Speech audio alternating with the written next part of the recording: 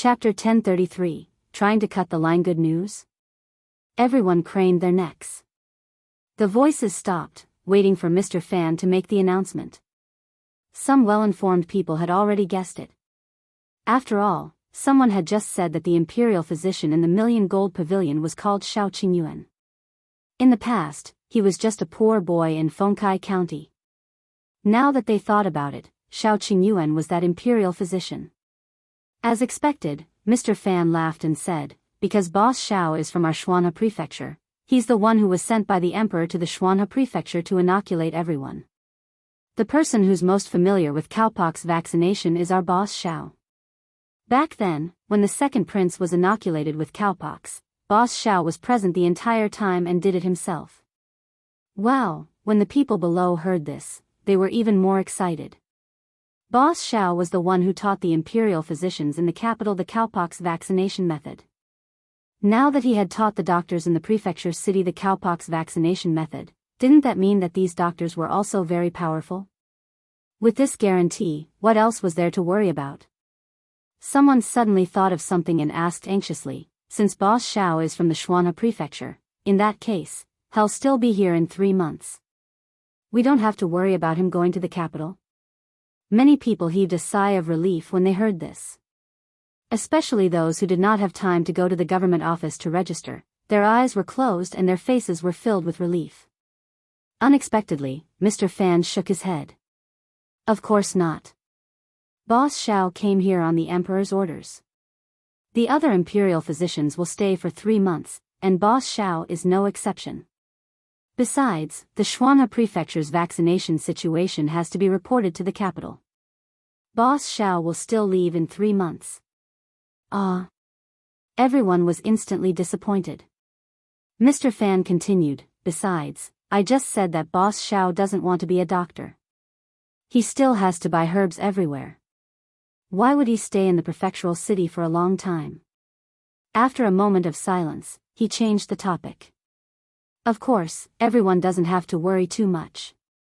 Boss Shao will definitely teach the doctors in our prefecture city well. With him personally watching over them for 3 months, the doctors will definitely be very skilled.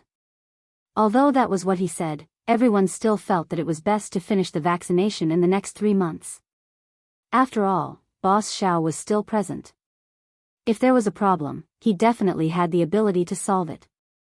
There were also those wealthy families who had been watching. These people did not care about the 3-month deadline. After all, they had money and connections. Even if they had to pay a fee after 3 months, it did not matter. It did not matter if the imperial physician left. They could still go to the capital and find a doctor in the capital to inoculate them. In their opinion, the imperial physicians in the capital were definitely more brilliant than the imperial physicians sent from the capital. Then, the physicians they taught were naturally more powerful than the ones in the prefecture capital. No matter what, they had to send someone to the capital to find out if the second prince's matter was true. They had to see if anything would happen to those who had been vaccinated. However, after hearing Mr. Fan's words, they were more or less anxious. The most powerful big shot was in the Xianxia Prefecture. Why were they rushing to the capital? If this person really left in 3 months, it would be useless no matter how much money they had. Therefore, after this day, the rich families of Xianxia Prefecture began to find ways to cut the queue. They wanted to be inoculated within these 3 months. It would be best if Shao Qingyuan could personally inoculate them. If you find any errors, ads pop up, ads redirect, broken links, non-standard content, etc., please let us know each report so we can fix it as soon as possible. Chapter 1034, Chen Liang and the others shocked. Yundong was very satisfied with the reaction downstairs. This was also the reason why the tea house announced that the story was to be continued after they finished talking about the cowpox vaccination method. The last story was actually for the ordinary citizens to hear. These people cared about the deadline, connections, and money. This time, it was for these powerful families to hear. What they cared about was a safer and more reliable method. She believed that after so many days, the people they had sent to the capital to gather information should have returned. Knowing that the capital was also being vaccinated, they should be anxious. Gu Yundong took a sip of tea calmly. However, the others in the private room were completely stunned. Liang and the others were all in a daze as they stood there motionless. After a long time, Mr. Fan's heavy blow downstairs ended the story. Liang and the others suddenly regained their senses. However, in the next moment, they all looked at Gu Yundong excitedly. Their voices were trembling. Yundong, is what he said true? That cowpox vaccination method was created by Qingyuan? Yes. Gu Yundong nodded. At the side, Chen Jinbao finally heaved a sigh of relief and said to his father in dissatisfaction, "That's why I said that there's no need to be anxious. Our village will definitely be able to take turns. There's definitely no problem. You're still anxious with me and insisted on coming to the prefectural city personally. Aren't you afraid of exhaustion?" As soon as he finished speaking, Liang hit his head hard. "Your words are unclear. It would be strange if I wasn't anxious." After reprimanding his son, Liang suddenly chuckled again. "It's actually Qingyuan.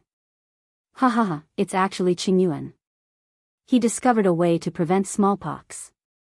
In the future, there won't be any kids that can't be saved. We old things don't have to be afraid of being chased out of the house by our children if we get smallpox." He smiled and choked up again. "Good, this is great, this is really great." Chen Jinbao quickly said, "Father, do you think he'll chase you out of the house?" Liang acted as if he did not hear him at all. He cried and laughed at the same time. "Ha ha ha, our village has produced an impressive person. That kid is promising. He's too promising." Gu Yundong sighed with emotion. Liang was indeed worthy of his name.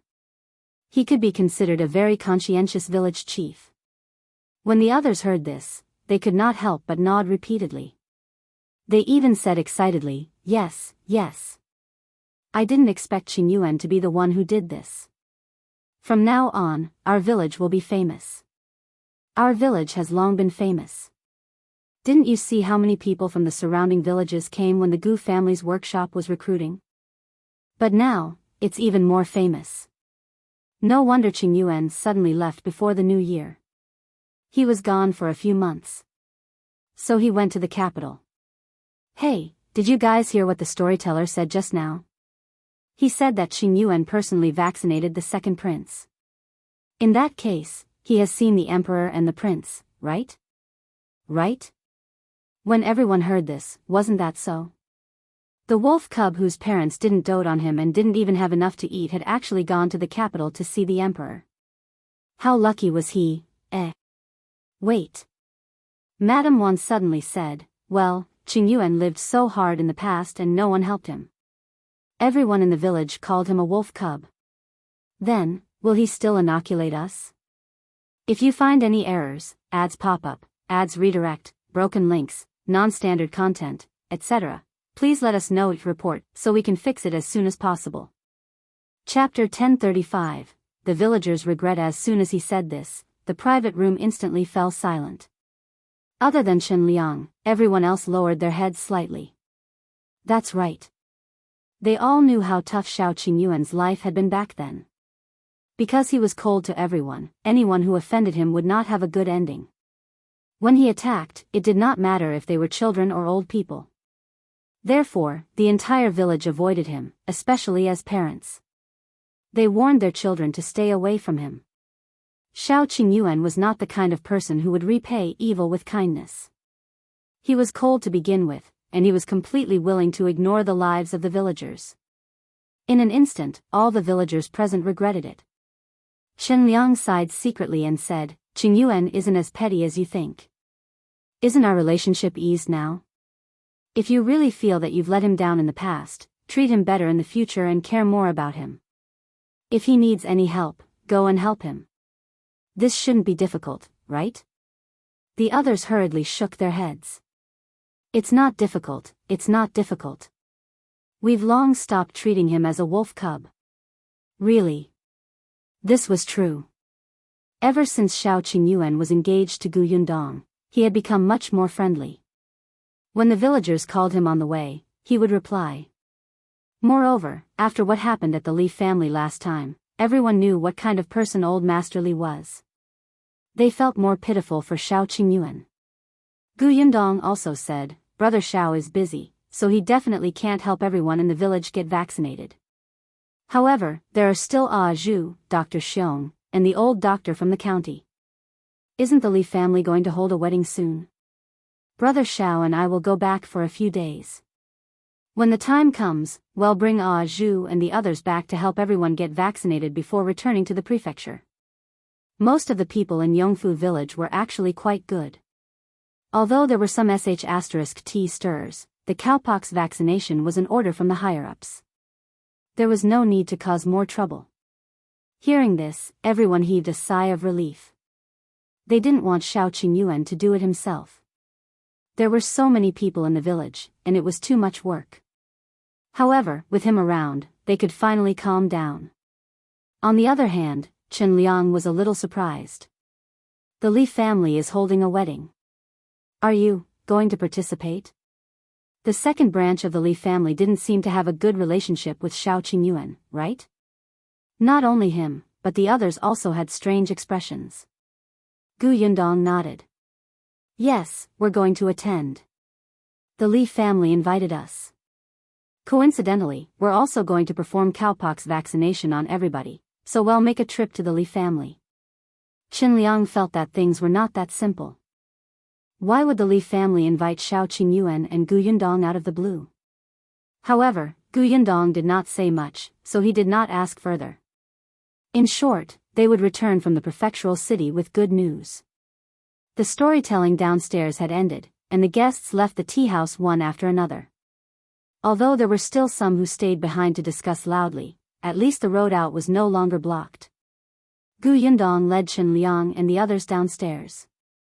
After leaving the tea house, Liang said, Yundong, it's all thanks to your care that we came this time. Since Qingyuan is busy, we can't disturb him. Now that we know that he's the imperial physician from the capital, we're finally relieved. Everyone is waiting for our news in the village. Well, go back now. Yundong asked, are you leaving now? If you find any errors, ads pop up, ads redirect, broken links, non-standard content, etc., please let us know it report so we can fix it as soon as possible. Chapter 1036, Yundong's return to Yongfu village. Liang nodded. Everything in this prefectural city is expensive. Let's not stay any longer. Yundong looked behind him. Although Liang had said so, there were still a few people behind him who wanted to say something but hesitated. It was obvious that they did not want to leave so quickly. That's right. It wasn't easy for them to come to the prefectural city, but they didn't go anywhere. They felt uncomfortable. Yundong thought for a moment and said, it's getting late. Let's wait until tomorrow. If we leave at this hour, I'm afraid we'll have to stay in the wilderness at night. It's not safe either. Madame Wan, who was behind Liang, hurriedly nodded. That's right, that's right. Let's stay for another night. It's rare for us to come to the prefectural city. We still want to buy something back. Another woman nodded. Yes, yes, yes. We still want to go to the market to take a look. I even promised my son to buy cakes for him in the prefecture capital. Now that they were living well, although they felt that everything in this prefectural city was expensive, they could still take out money to buy something to their liking. Liang could only nod when he heard that. He didn't have much to buy. His son often came to the prefectural city and had bought everything he could. However, the prefectural city was worth taking a look around. At the thought of this, Liang became excited. Yundong originally wanted to show them around, but Madame Wan and the others rejected her. Do what you need to do. Let's find Daning's wife. She's very free. Although Feng Daning's wife had been brought to the prefectural city, there was nothing much to do. She only chatted with people outside all day. Yesterday, they had heard Feng Daning gossip so much that her mouth was blistering. Yundong had so many things to do, so she was very busy. Besides, as a young lady, it was uncomfortable to accompany aunties like them to shop. Yundong did not say much. After bringing them to Feng Daning's residence, she went to the Million Gold Pavilion to look for Shao Qingyuan. She promised him that she would visit him every day. Shao Qingyuan didn't have much time either. He came out to meet her and heard her talk about Chen Liang and the others coming over. Then, he returned to the Million Gold Pavilion to work. Chen Liang and the others left early the next morning. When Yundong went to send them off, he saw that they were carrying bags of various sizes. They must have bought a lot of things. As soon as they left, Yundong got busy. Zhuangzi and Su Changshan had already been vaccinated in Gus' shop. They would go home to rest for the next 2 days, so Yundong personally came to the shop to take charge. A few days later, Su Qing and the others also got Ah Zhu to inoculate them. She then went to New Tea Pavilion to help. There were clearly fewer guests in New Tea Pavilion these few days.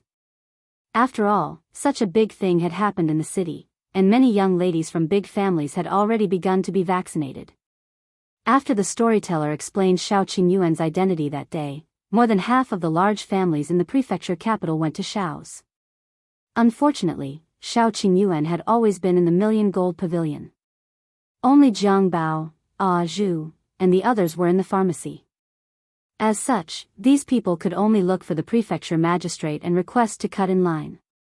After being put in a difficult position, the prefecture magistrate adjusted the daily limit of 200 patients, finally letting these people heave a sigh of relief. However, what they didn't know was that this was originally part of the prefecture magistrate's plan. There were 200 spots a day. How many people would there be by the 6-month deadline set by the emperor?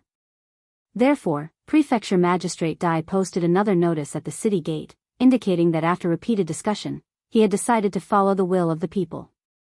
In order to not let everyone be in a panic, the doctors would receive more people for vaccination every day when they still had the energy. But because of this, Shao Qingyuan was even busier. However, after half a month, he still walked out of the Million Gold Pavilion. The Li family's wedding was in 2 days. Yundong and Shao Qingyuan planned to return to Yongfu village. If you find any errors, ads pop up, ads redirect, broken links, non-standard content, etc., please let us know each report so we can fix it as soon as possible. Chapter 1037, New Worker this time, only Yundong, Shao Qingyuan, Dr. Xiong, and Ah Zhu returned. The group of people traveled light and arrived at Fengkai County quite early. Just as they were about to enter the city, Yundong asked the carriage to stop. She took out the makeup box from the carriage and tidied up her appearance and Shao Qingyuan's before changing her clothes. Then, the two of them alighted from the carriage and walked into the city. Shao Qingyuan's reputation had probably spread to Fengkai County long ago. They couldn't see him in the prefectural city, so they had probably already started waiting in the county city. They were hoping to have the luck to wait for Shao Qingyuan. Fortunately, he rarely interacted with others, so most people did not know what he looked like. However, just in case, it was better to disguise himself. The two of them entered the city and planned to go to Shao's first. As expected, when they passed by the county office, they saw that the entrance was filled with many people. Back then, there were 4 to 5 doctors in Fengkai County who went to the prefectural city to learn inoculation techniques from Shao Qingyuan. Later on, they inoculated people in the Million Gold Pavilion for more than 10 days. When they completely mastered it and were familiar with it, they returned to Fengkai County and inoculated the people in the county. Therefore, like the prefectural city, there were many people waiting outside every day. Yundong and Shao Qingyuan looked at each other. Without delay, they went straight to the pharmacy. The old doctor was not around. He was also one of the people who had gone to the prefectural city to learn cowpox vaccination. After returning, he had been helping people with vaccination in the county office. Now, there was only one newly recruited worker in the shop. This shop assistant was called Liang Jianbao. He used to be a schoolboy in the medical center and knew some basic pharmacology. Later on, the medical center was run down by another medical center in the county city, so he lost his job. That was why he was recruited by Shao Qingyuan. He was diligent, but he was not as smart as Jiang Bao.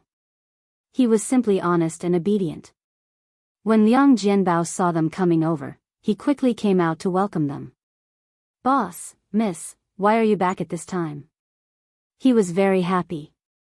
"Boss, you don't know, but now, everyone in the county is saying that you're the imperial physician who invented the cowpox vaccination method. Our shop has been doing especially well recently, and many people have come to inquire about you. But don't worry, boss. I didn't say anything." Shao Qingyuan nodded and gave him a piece of paper. "Catch all the medicine on it first. I want to take it away." Okay. Liang Jianbao quickly took the paper and grabbed a few large bags of herbs according to the prescription on it. When he was done, he quickly handed it to Shao Qingyuan. Shao Qingyuan took the medicine bag and left. Liang Jianbao took 2 steps forward. When he disappeared, he suddenly slapped his head. I forgot to pour a glass of water for the boss and the lady. Brother Zhang clearly taught me before, but I forgot." He was extremely vexed, but Gu Yundong and Shao Qingyuan had already left the county. Along the way, they understood the situation in the county. After leaving the city gate, the 2 of them boarded the carriage again. It was a little late when they arrived at Yongfu village. Compared to the county city, Yongfu village was surprisingly calm. There was no one at the entrance of the village. They took the main road and returned home almost unimpeded. At this moment, no one in Yongfu village knew that the Shao Qingyuan they were so proud of had returned. The next day was the wedding day of the second son of the Li family, Li Zhihu, and He Shou. Second brother Li and his wife woke up early in the morning with a lot on their minds. They looked at the door nervously and expectantly. If you find any errors, ads pop up, ads redirect, broken links, non-standard content, etc., please let us know your report so we can fix it as soon as possible.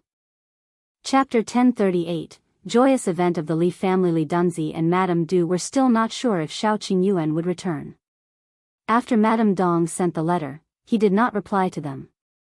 As for Chen Liang and the others, although they knew that Shao Qingyuan would return to the village in the next few days, they were not sure when. Moreover, on the way back, Chen Liang had warned the 7 people who had followed him to the prefecture capital that day to keep their mouths shut and not tell anyone that Shao Qingyuan had returned to attend second brother Li's wedding. Otherwise, when everyone found out, they would all come to Yongfu village to wait for him. If those powerful people from the county took Shao Qingyuan away, Yongfu village would definitely not have a chance. Therefore, although Madame Wan and the others wanted to show off, they could only endure it when they heard Chen Liang's serious words. However, they knew that Shao Qingyuan was coming to attend Li Zihu's marriage, so they came to the Li family early in the morning. Li Dunzi and his wife were very surprised. They had invited many people from the village, but many people had said that they were not free back then. Why were there so many people now? Moreover, they were villagers who were popular in Yongfu village. When his son set off to fetch the bride, even the village chief came over.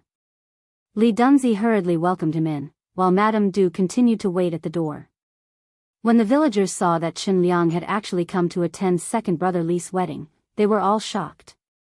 Some people were curious, so they brought a few eggs and vegetables to congratulate him. The Li family was especially lively for a moment, causing Li Dunzi and his wife to heave a sigh of relief. The bridal escort team returned very quickly. The Li family specially borrowed an ox cart to pick up the bride. He Shou sat on it with a red veil, but there was no joy on her face under the veil. Her back was sore from sitting all the way, and Lan Huar, who had just gotten married not long ago, was carried away by the big red sedan chair. He Shou still had a deep impression of that scene back then. Now that she was getting married, it was fine if she did not have a bridal sedan chair. But this ox was even an old ox. She did not know if it was because it was not feeling well. As she pooped along the way, she almost could not help but come down and walk on her own. He Shou was extremely depressed, but the ox cart had already arrived at the Li family. Li Zhihu turned around and carried He Shou into the hall. Li Dunzi and Madame Du's faces were filled with joy, but they were a little anxious. Why wasn't Shao Qingyuan here yet? Not only them, but even Madame Wan and the others were very strange. They all went to Chen Liang's side and asked, "Village chief, didn't Yundong say that they would come today?" It's already the wedding ceremony. Why haven't they appeared yet? Chen Liang was also confused. He thought for a moment and said, were they delayed by something? Did they not make it back in time? It's possible. Fortunately, I didn't say that they would return to Yongfu village today.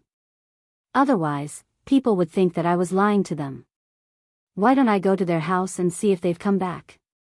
Just as they were talking, Chen Liang looked up and saw his son enter. Chen Jinbao walked straight to their table and sat down. He took a glass of water and drank it himself.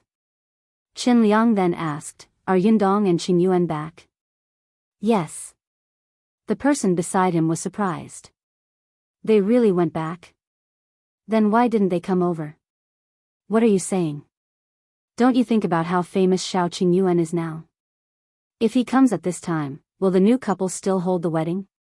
No matter what, he has to wait for the wedding to end before coming. Otherwise, if this wedding can't be held, won't the Li family blame them? These words made sense.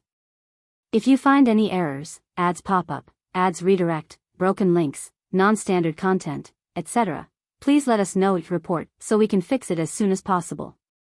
Chapter 1039, Qingyuan, you're back. Everyone felt relieved and continued eating happily. When the sound of the bridal chamber was heard from the central room, there was finally a trace of movement outside the door. Chen Liang and the others looked up and saw a man and a woman at the door. Everyone who was eating in the courtyard was suddenly stunned. A moment later, someone suddenly shouted, "Wolf cub!" No, Qingyuan, you're back. As soon as he finished speaking, everyone present stood up and rushed towards him. However, Shao Qingyuan's face was still as cold as before, and his entire body exuded an aura of no strangers. In the end, everyone stopped 2 steps away from him. However, everyone looked at him with exceptionally fervent and excited expressions. Their gazes were exceptionally burning. Qingyuan, we've all heard that you're the doctor who invented the cowpox vaccination method. Yes. I heard that you went to the capital and entered the royal palace to see the emperor, right? What does his majesty look like? Is he so mighty that no one dares to look up? Qingyuan, I didn't expect you to have such ability. You even know how to treat illnesses and save people. You're much better than the doctors from the county. Why didn't you say anything? None of us knew that you actually know medicine. Qingyuan, why are you back at this time? Didn't you say that you would stay in the prefectural city for 3 months? Did you come back to inoculate us? Yes. We were all waiting for you to come back. Everyone was especially excited when they heard about you. The villagers were very enthusiastic. These people, who had originally been cold and distant to Shao Qingyuan, now looked at him as if he was a treasure. If not for the fact that they were still a little afraid of Shao Qingyuan, they would have reached out to touch him and see if they could get some luck. Gu Yundong's lips twitched as she watched from the side. In the past, this treatment belonged to her. Sigh, these people liked the new and hated the old too quickly, right? Shao Qingyuan, who was standing beside her, couldn't help but reach out and squeeze her. Then, he looked at the people in front of him and said, "Can we go in now?" Yes. The person in front of him hurriedly stepped back and welcomed him in. Shao Qingyuan took a few steps and Chen Liang finally arrived in front of him. I thought you wouldn't come back. We agreed, Shao Qingyuan said as he followed Chen Liang's actions and sat at their table. Everyone found it strange. Are they also here to attend the Li family's marriage? No way. Isn't Shao Qingyuan at odds with the Li family? Why is he here? He doesn't get along with first brother Li's family, but he shouldn't have much of a grudge against second brother Li, right? However, there was no need for them to get along well, right? Shao Qingyuan had suffered so much when he was young, but Li Dunzi and his wife had never helped him. It was said that they were very dissatisfied with old Li doting on Shao Qingyuan. Everyone was guessing. Li Dunzi and Madame Du, who had heard the commotion, had already run over quickly and rushed in front of Shao Qingyuan. However, when they really stood in front of them, they felt a little uneasy. Qingyuan, Yundong, you're here? Previously, they were also afraid of Qingyuan and his wife, but in order to make their family's situation better, they mustered their courage and threw out bait to invite them over. However, they did not expect to hear some time ago that the cowpox vaccination method was created by Qingyuan. How could that be? If you find any errors, ads pop up, ads redirect, broken links, non-standard content, etc., please let us know your report so we can fix it as soon as possible. Chapter 1040, Giving Qingyuan the Handkerchief. Qingyuan had seen the emperor before. He was very different from before. He was someone who had made great contributions and could crush them with a casual move. Not to mention that they only had a handkerchief that was originally his. Even if they had gold and silver, they would have to obediently hand it over if Qingyuan wanted it. Therefore, at this moment, Li Dunzi and Madame Dust's bodies were trembling slightly, and they were extremely afraid. Unexpectedly, Yundong raised her hand and handed her a bag of pastries. Congratulations. Madame Du was stunned and in disbelief. It was only when Liang pushed her that she suddenly reacted and hurriedly took it with both hands. Her smile was exceptionally bright. Look at how polite you are. You even gave me such a big gift. Quick, please come in. The banquet has already started outside. There's still an empty table in the room. Go and sit there. She was happy. There was a red packet on the pastry.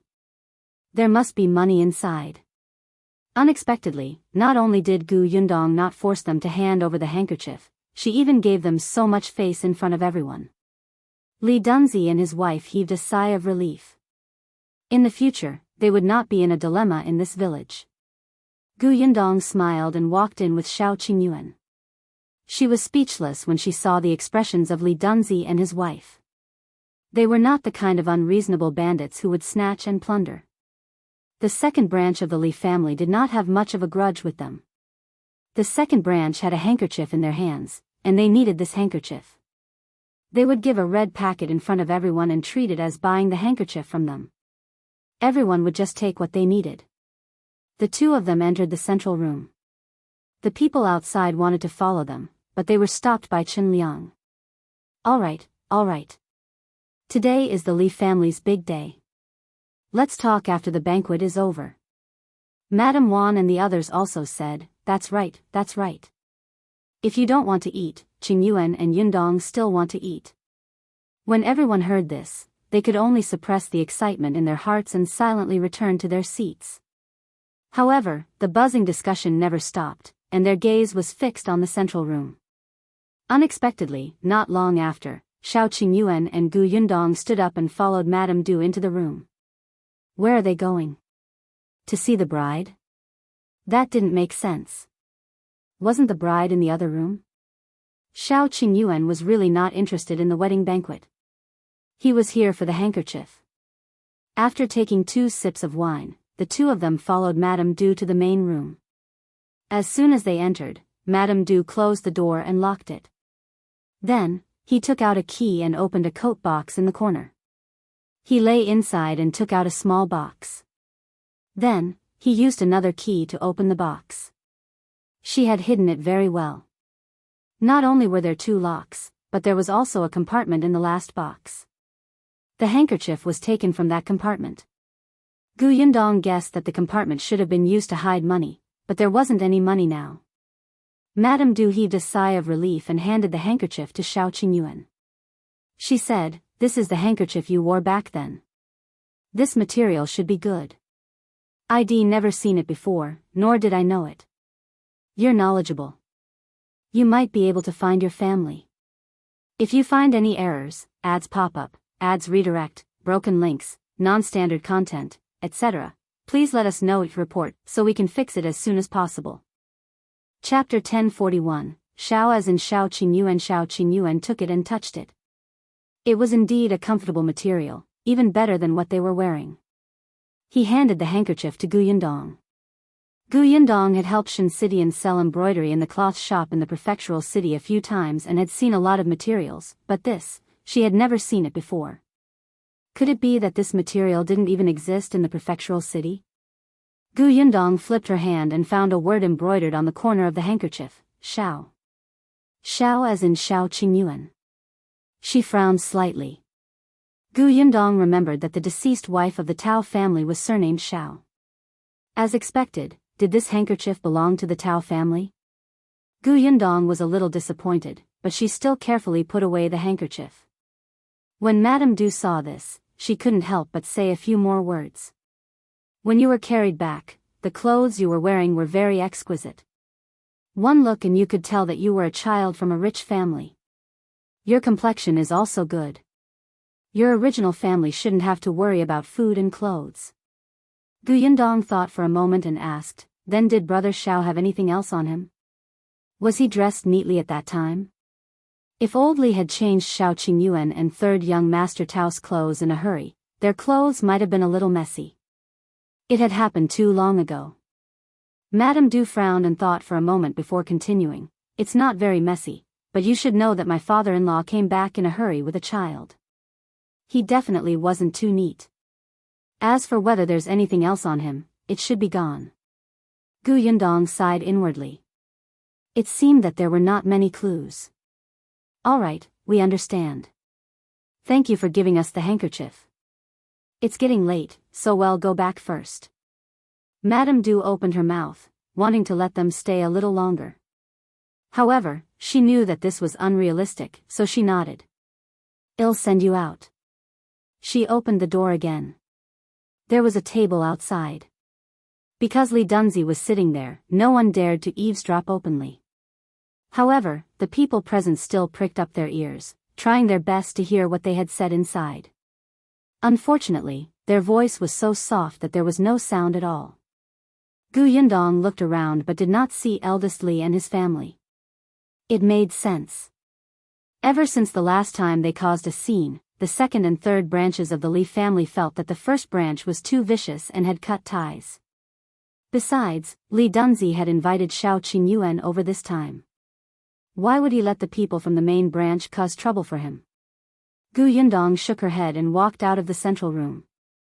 Liang walked over and asked, "You're going back now?" "Yes, it's getting late. I have to go back and prepare." "Prepare?"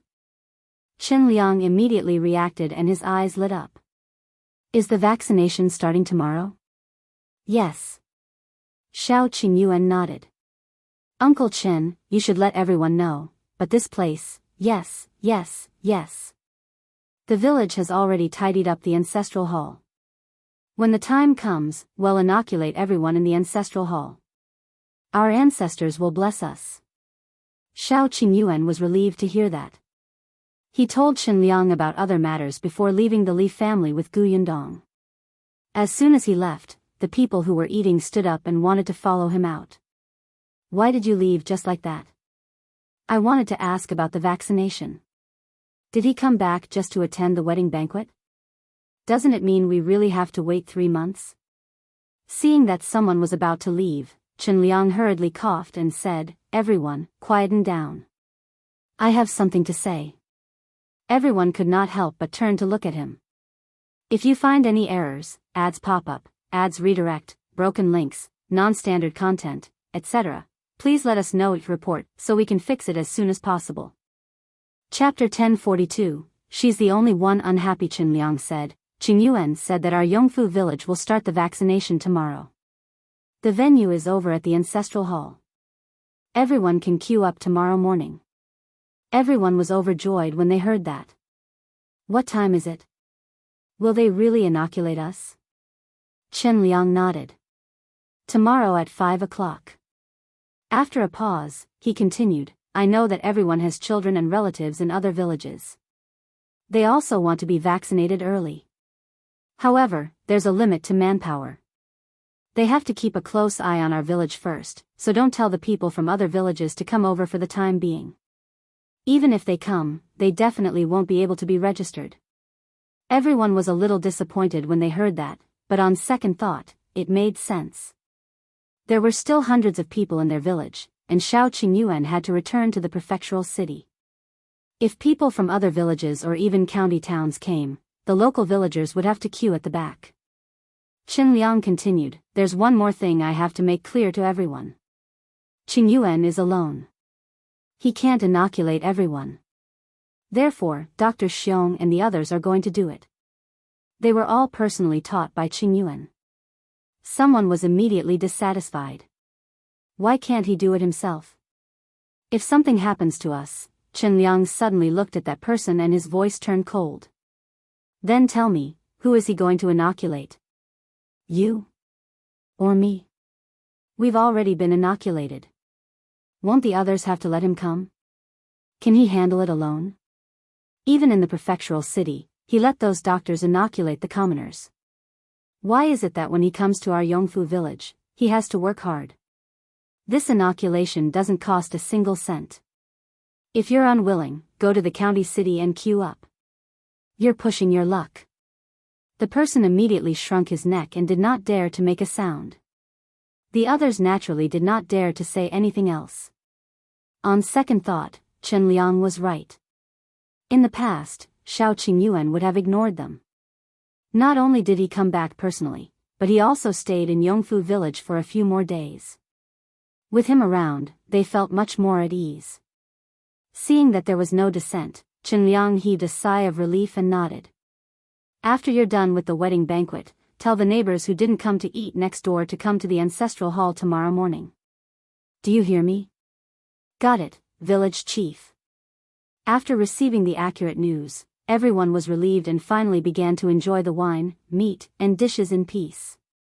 The only unhappy one was probably Xiao, the bride who had finished listening to the entire process in the new room. Were these two crazy? They came to show off on their wedding day.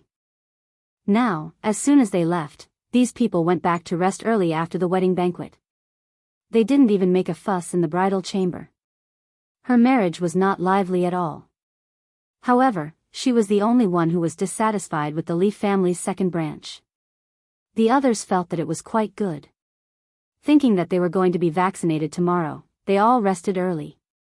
Therefore, early the next morning, when Xiao was about to get up and serve tea to her in-laws, there was no one at home.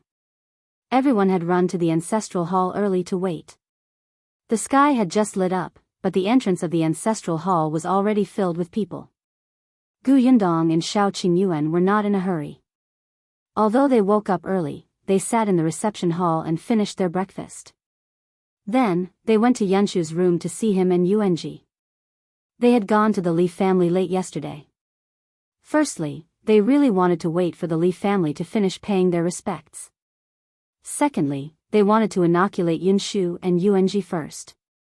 If you find any errors, ads pop up, ads redirect, broken links, non-standard content, etc., please let us know your report so we can fix it as soon as possible. Chapter 1043, Untrusted Ah Zhu. Yundong had already applied for leave for Yunshu and the rest. They might not be able to go to school for the next few days. However, Qin Wenjing was not in the school now. There were a few students in the school who had already lined up at the county office. After the vaccination, they rested at home. Therefore, even if Yunshu and the others went to school, most of the students were only learning on their own. The two little guys were still asleep and seemed to be in good condition. Yundong was slightly relieved and quietly left the room. Then, the two of them walked towards the ancestral hall. Chen Liang had already opened the door to the ancestral hall. The first to enter were Ah Zhu, Dr. Xiong, and the old doctor from the county medicine shop. The three of them were the ones who would inoculate the locals of Yongfu village. As soon as they entered, the villagers began to line up under Chen Liang's arrangements. However, these people were in dispute as to whose side they should be on. Most of them wanted to line up with Dr. Xiong. After all, Ah Zhu was just a servant in their eyes. He was also young, so how could he know about vaccination?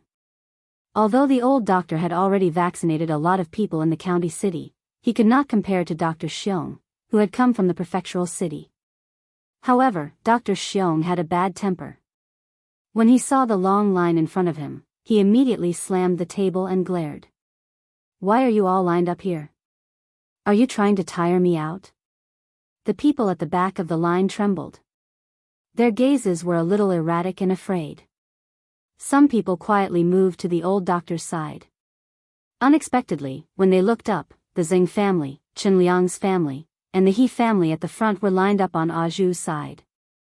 The Zhang and Chen families had a good relationship with Gu Yundong and Shao Qingyuan.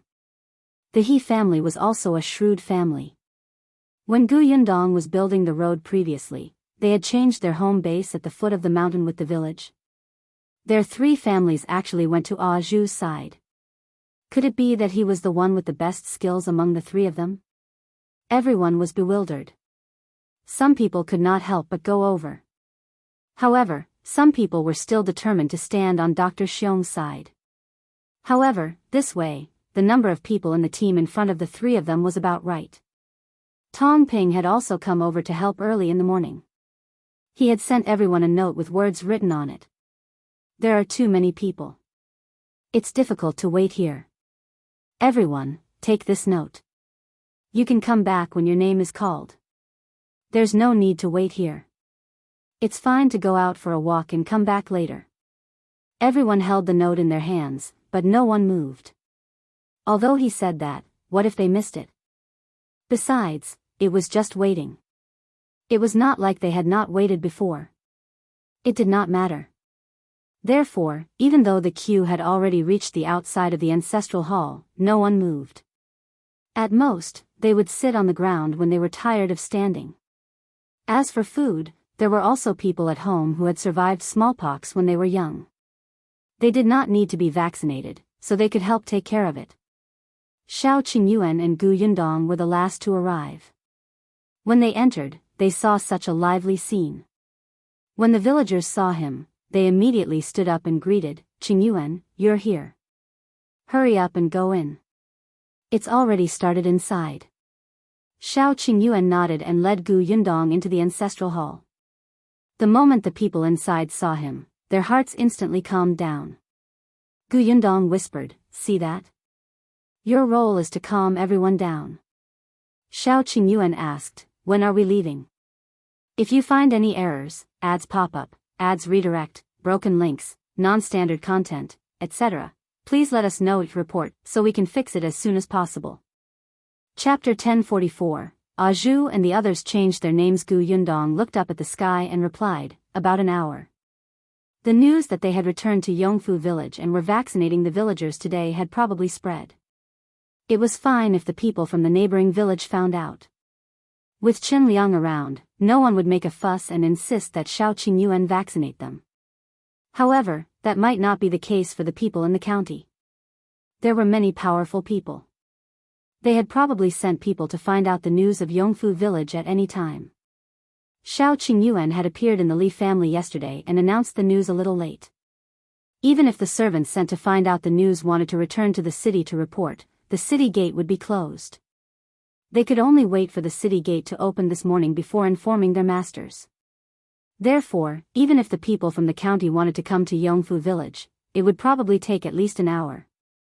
Therefore, Shao Qingyuan and the others were still in the mood to watch Ah Zhu and the others receive the vaccination.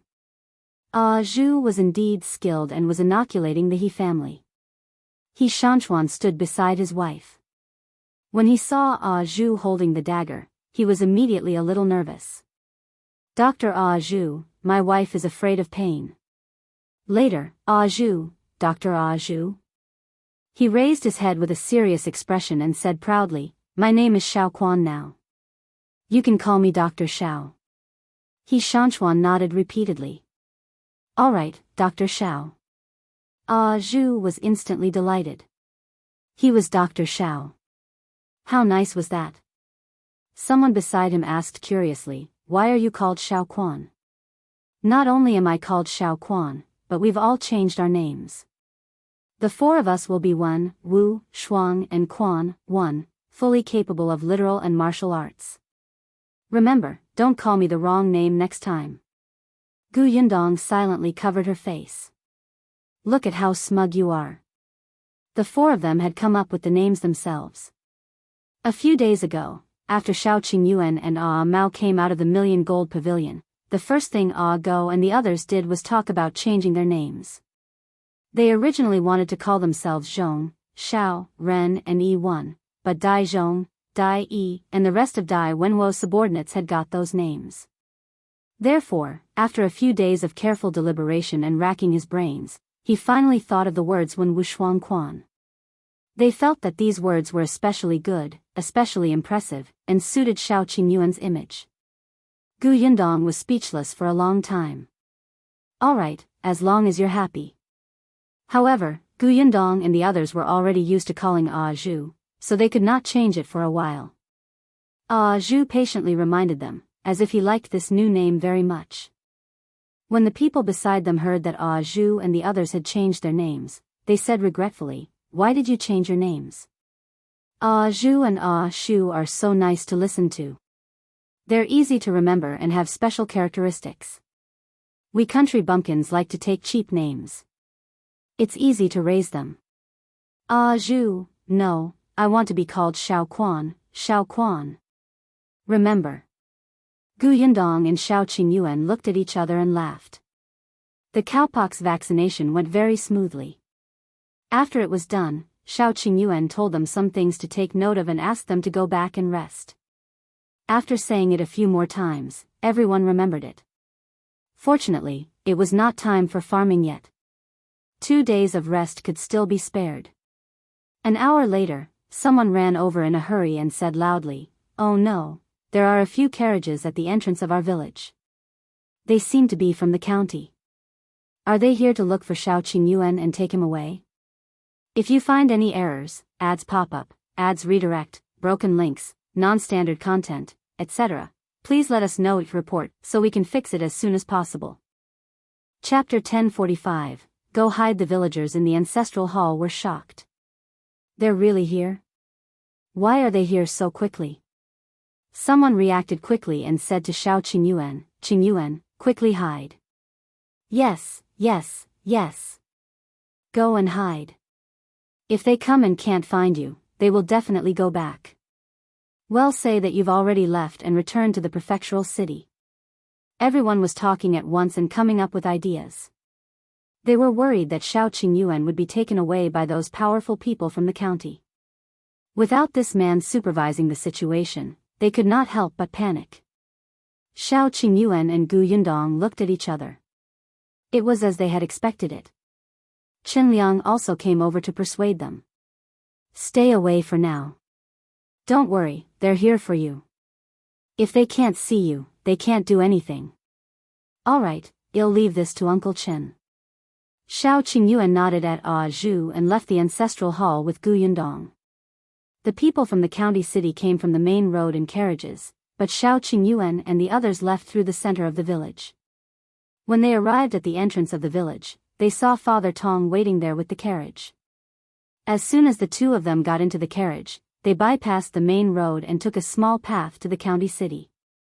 Not long after they left, those carriages stopped at the foot of the mountain. When they heard that everyone in the village was at the ancestral hall, they quickly walked towards it. However, when they all arrived, they only saw a few doctors inoculating the villagers. Shao Qingyuan was not around at all. Not only was he not around, but someone also ran over and said that they had just left from another path. Everyone cursed in unison and looked at the people from Yongfu village. After leaving a few people to continue keeping an eye on the situation, they left angrily. The villagers were speechless. They were all prepared to argue and chase them away with hoes and shovels. In the end, they left. There was no sense of accomplishment. Why didn't they persevere? Wasn't there any sincerity? However, after they left, Liang heaved a sigh of relief and continued to organize everyone for the vaccination. The Li family's eldest branch came at this time. Ever since they found out that Shao Qingyuan had seen the emperor and made a great contribution, they had been extremely nervous. They wanted to go to the county city to queue for registration, but they were late. The county office's documents said that they would have to wait at least until 6 months later. 6 months later? How could that be? Therefore, even though they were extremely afraid, it was rare for the village to start cowpox vaccination. They had been holed up at home for half a day. When they heard that Shao Qingyuan had left, they finally braced themselves and came out. They looked at the villagers in front of them who were being vaccinated. There were a total of 3 teams. They definitely did not dare to line up with Ah Zhu's team. If he did anything during the vaccination, their family might lose their lives. Dr. Xiong had a bad temper, so it wouldn't do either. Therefore, in the end, the Li family's eldest branch was lined up with the old doctor. The villager in front of them immediately frowned. This person happened to be at odds with the Li family's eldest branch. He immediately mocked, "You still have the cheek to come. Why? Do you think no one knows that you've persecuted him in the past when Qingyuan isn't around? None of your business. Hey, you want to fight?" Seeing that the two of them were about to fight, Liang heard the commotion and rushed over. When he saw the Li family, he could not help but frown. Disgust flashed across his face. "Alright, stop arguing. If you find any errors, ads pop up, ads redirect, broken links, non-standard content, etc., please let us know your report so we can fix it as soon as possible." Chapter 1046. This troublesome thing. Liang did not chase them away. He was the village chief and the entire village had to be vaccinated. It was impossible for him to leave them behind. Besides, it wouldn't be good for Shao Qingyuan if word got out. What if someone in the Li family got smallpox? What would outsiders think of Shao Qingyuan? They would say that he was the one who invented the cowpox vaccination method, but in the end, someone in his village died from this illness? It was just vaccination. There was nothing to do with it. If you want the vaccination, be quiet. If anything happens, you'll be the ones to suffer. The people from the Li family's main branch immediately did not dare to speak. They could only line up resentfully and endure the pointing fingers of the other villagers. The subsequent inoculations went very smoothly. Even though the people from the neighboring village came after hearing the news, they knew that it was impossible for them to cut in line. They could only be envious. At that moment, Yundong and Shao Qingyuan had already arrived at Fengkai County. As soon as the two of them arrived at the county city, they went straight to the Liu residence. Luan was already waiting at the entrance. When he saw them, he immediately welcomed them. "Young Master Shao, Miss Gu, you're finally here. Our young master has been waiting for you at the door." With that, he welcomed the two of them inside. As soon as they turned around the courtyard, Liu Wei, who had heard the commotion, ran over and suddenly stopped in front of them. Then, with a bright smile on his face, he reached out and patted Shao Qingyuan's shoulder. "Brother, you're very promising now. I'm proud to have a brother like you. I'm especially proud. I'm extremely proud." As he spoke, he patted Shao Qingyuan's shoulder hard. However, it didn't look like he was proud. Instead, it looked like he wanted to slap Shao Qingyuan into the ground. Shao Qingyuan frowned and tilted his body slightly to avoid the third slap. Liu Wei could not stop in time and fell straight forward. Fortunately, Luan reacted very quickly. "Young master, be careful." He barely caught her. After Liu Wei steadied himself, he turned around and was about to be displeased when he met Yundong's angry eyes. "Do you have a deep hatred for my brother Shao? You're so strong that you're about to slap a piece of flesh off my shoulder." Liu Wei immediately shrunk his neck guiltily, but he still refuted firmly, "Nonsense, I'm expressing my admiration for brother Shao. It's unstoppable. Besides, I'm afraid that my brother Shao won't believe such an important matter. That's why I patted him awake and told him that this isn't a dream. This is real. It's worth being happy and excited. Don't try to sow discord between me and brother Shao." Yundong was speechless. If you had kept that jealous, resentful expression on your face when you said this, it might have been more convincing. "Actor Liu, your acting skills have deteriorated." As he spoke, Old Master Liu also walked out with a smile. "Young Shao, Gu girl, you're here. This time, you've caused quite a commotion. Not bad, not bad. I knew that you would definitely have a great future. Unlike our family's wastrel, who only knows how to eat, drink, and have fun. It's fine if he can't inherit the business, but he just has to be disobedient. What a troublesome thing." Yundong glanced at Liu Wei. She finally understood why Liu Wei was so resentful towards brother Shao. Old Master Liu, if you want to educate your son, then educate your son. Don't compare him to someone else. As expected, as soon as Old Master Liu finished speaking, Liu Wei walked forward angrily. Old Master Liu snorted. You still have the cheek to lose your temper. If you find any errors, ads pop up, ads redirect, broken links, non-standard content, etc., please let us know report so we can fix it as soon as possible. Chapter 1047, Liu Wei Is Engaged. The group of them entered the central room. Liu Yi bowed obediently and was especially polite. Yundong was silent for a moment. Then, she looked at Liu Wei, who was sitting at the side and eating an apple. This guy was indeed a troublesome thing. Qingyuan didn't even look at him. He said to Old Master Liu, let's begin. He came here today to inoculate the Liu family. Liu Wei had smallpox when he was young, so there was no need to take it. However, Liu Yi still needed it, and so did the others in the Liu residence. Seeing that he didn't even drink the tea, Old Master Liu hurriedly said, you just came. You should rest for a while. No, let's do it now. We still have to go back early. Alright, follow me. The room is ready. Old Master Liu brought the few of them to the hall at the back. Qingyuan was holding a medical box in his hand. Liu Wei looked at it and clicked his tongue.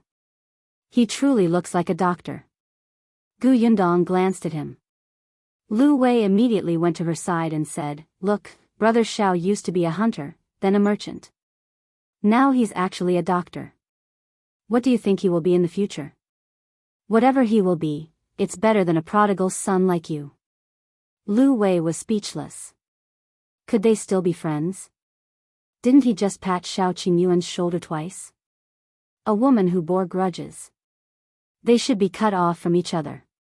Qingyuan inoculated Liu Yi, and the others didn't need to wait in the room. They were outside. Old Master Liu took the opportunity to ask Yundong, last time, your father got the county championship. I originally wanted to go to your house to congratulate you, but you went straight to the prefectural city. The prefectural examination is about to begin. Are you confident in getting the prefectural championship? Yundong coughed lightly. Well, I don't know either. It's not important whether he can get the championship or not. My father missed the imperial examination back then. Now, we can treat it as fulfilling a dream. We don't want to give him too much pressure. His happiness is the most important. He'll naturally be happy if he can get the championship. If he doesn't get in, treat it as training. Old Master Liu was stunned. He had never heard of such a thing. However, on second thought, it made sense. Although the Gu family was still poor, Yundong had refined white sugar and given the imperial court such great benefits. It was said that the emperor had sold the white sugar to other countries and earned a lot of money. The national treasury was full. With this contribution, if she had the heart, she could even get the emperor to reward her with a county lord position. Furthermore, Qingyuan had developed a medical procedure for the vaccination of smallpox. It was also a huge matter that benefited the country and the people. Just these two things alone made the Shao family and the Gu family look good in front of the emperor. If Gu Dajiang were to get into the capital in the future, regardless of his ranking, he would attract the attention of high-ranking officials and nobles. When Old Master Liu thought of this, he stopped asking about this matter and thought about her marriage with Qingyuan. Isn't it time to put your wedding on the agenda? After my father finishes the examination. Yundong was still a little embarrassed. Old Master Liu was overjoyed. Then it will be soon. In that case, I should prepare a big gift now. It's good, at least it's faster than our Liu Wei. Yundong was about to nod, but then she was stunned. What he meant was, she suddenly looked at Liu Wei, who was eavesdropping on their conversation. You're engaged. When did this happen? Why didn't she know? Wasn't he hiding in the prefectural city to avoid Old Master Liu's blind date? Now, he finally surrendered? Old Master Liu laughed. Yes, it's finally settled. If you find any errors, ads pop up, ads redirect, broken links, non-standard content, etc. Please let us know each report so we can fix it as soon as possible. Chapter 1048. Let Gu Yundong accompany me. Gu Yundong was about to ask which family it was when he saw a servant coming to look for Old Master Liu. Old Master Liu could only instruct Liu Wei to entertain Gu Yundong before he left in a hurry. Only the two of them were left in the central room. Gu Yundong suddenly looked at him with a burning gaze. Liu Wei felt uncomfortable under her stare. After a long while, he waved his hand and said, all right, I'll tell you. I'm indeed engaged. It happened a month ago. My father set it up for me. Which girl? Miss Zhang. Liu Wei was very dissatisfied. I don't know what medicine my father took, but he insisted on finding me a fierce wife. You don't know, but that Miss Zhang is especially fierce. I'm afraid of her. Gu Yundong was speechless. There was nothing she could do about this. Liu Wei looked like he had nothing left to live for. My father doesn't listen to me at all.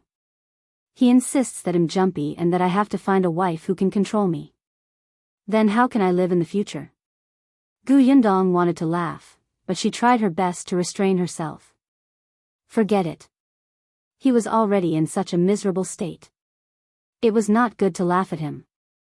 However, they were still friends, so she asked a few more questions. Have you seen Miss Zhang? Do you have any feelings for her?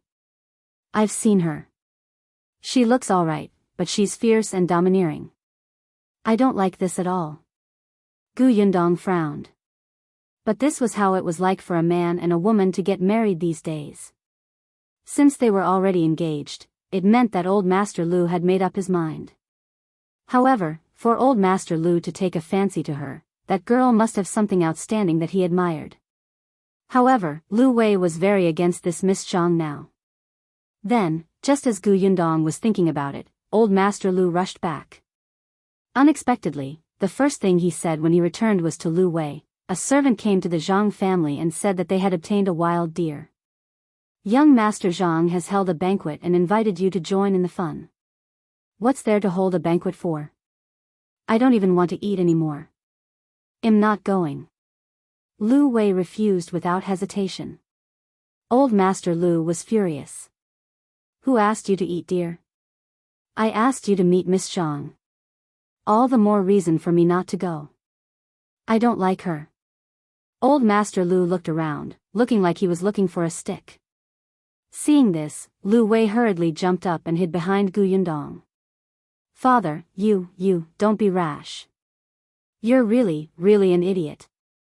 If you don't like her, you should meet her even more often. Wouldn't you like her if you talked to her more often?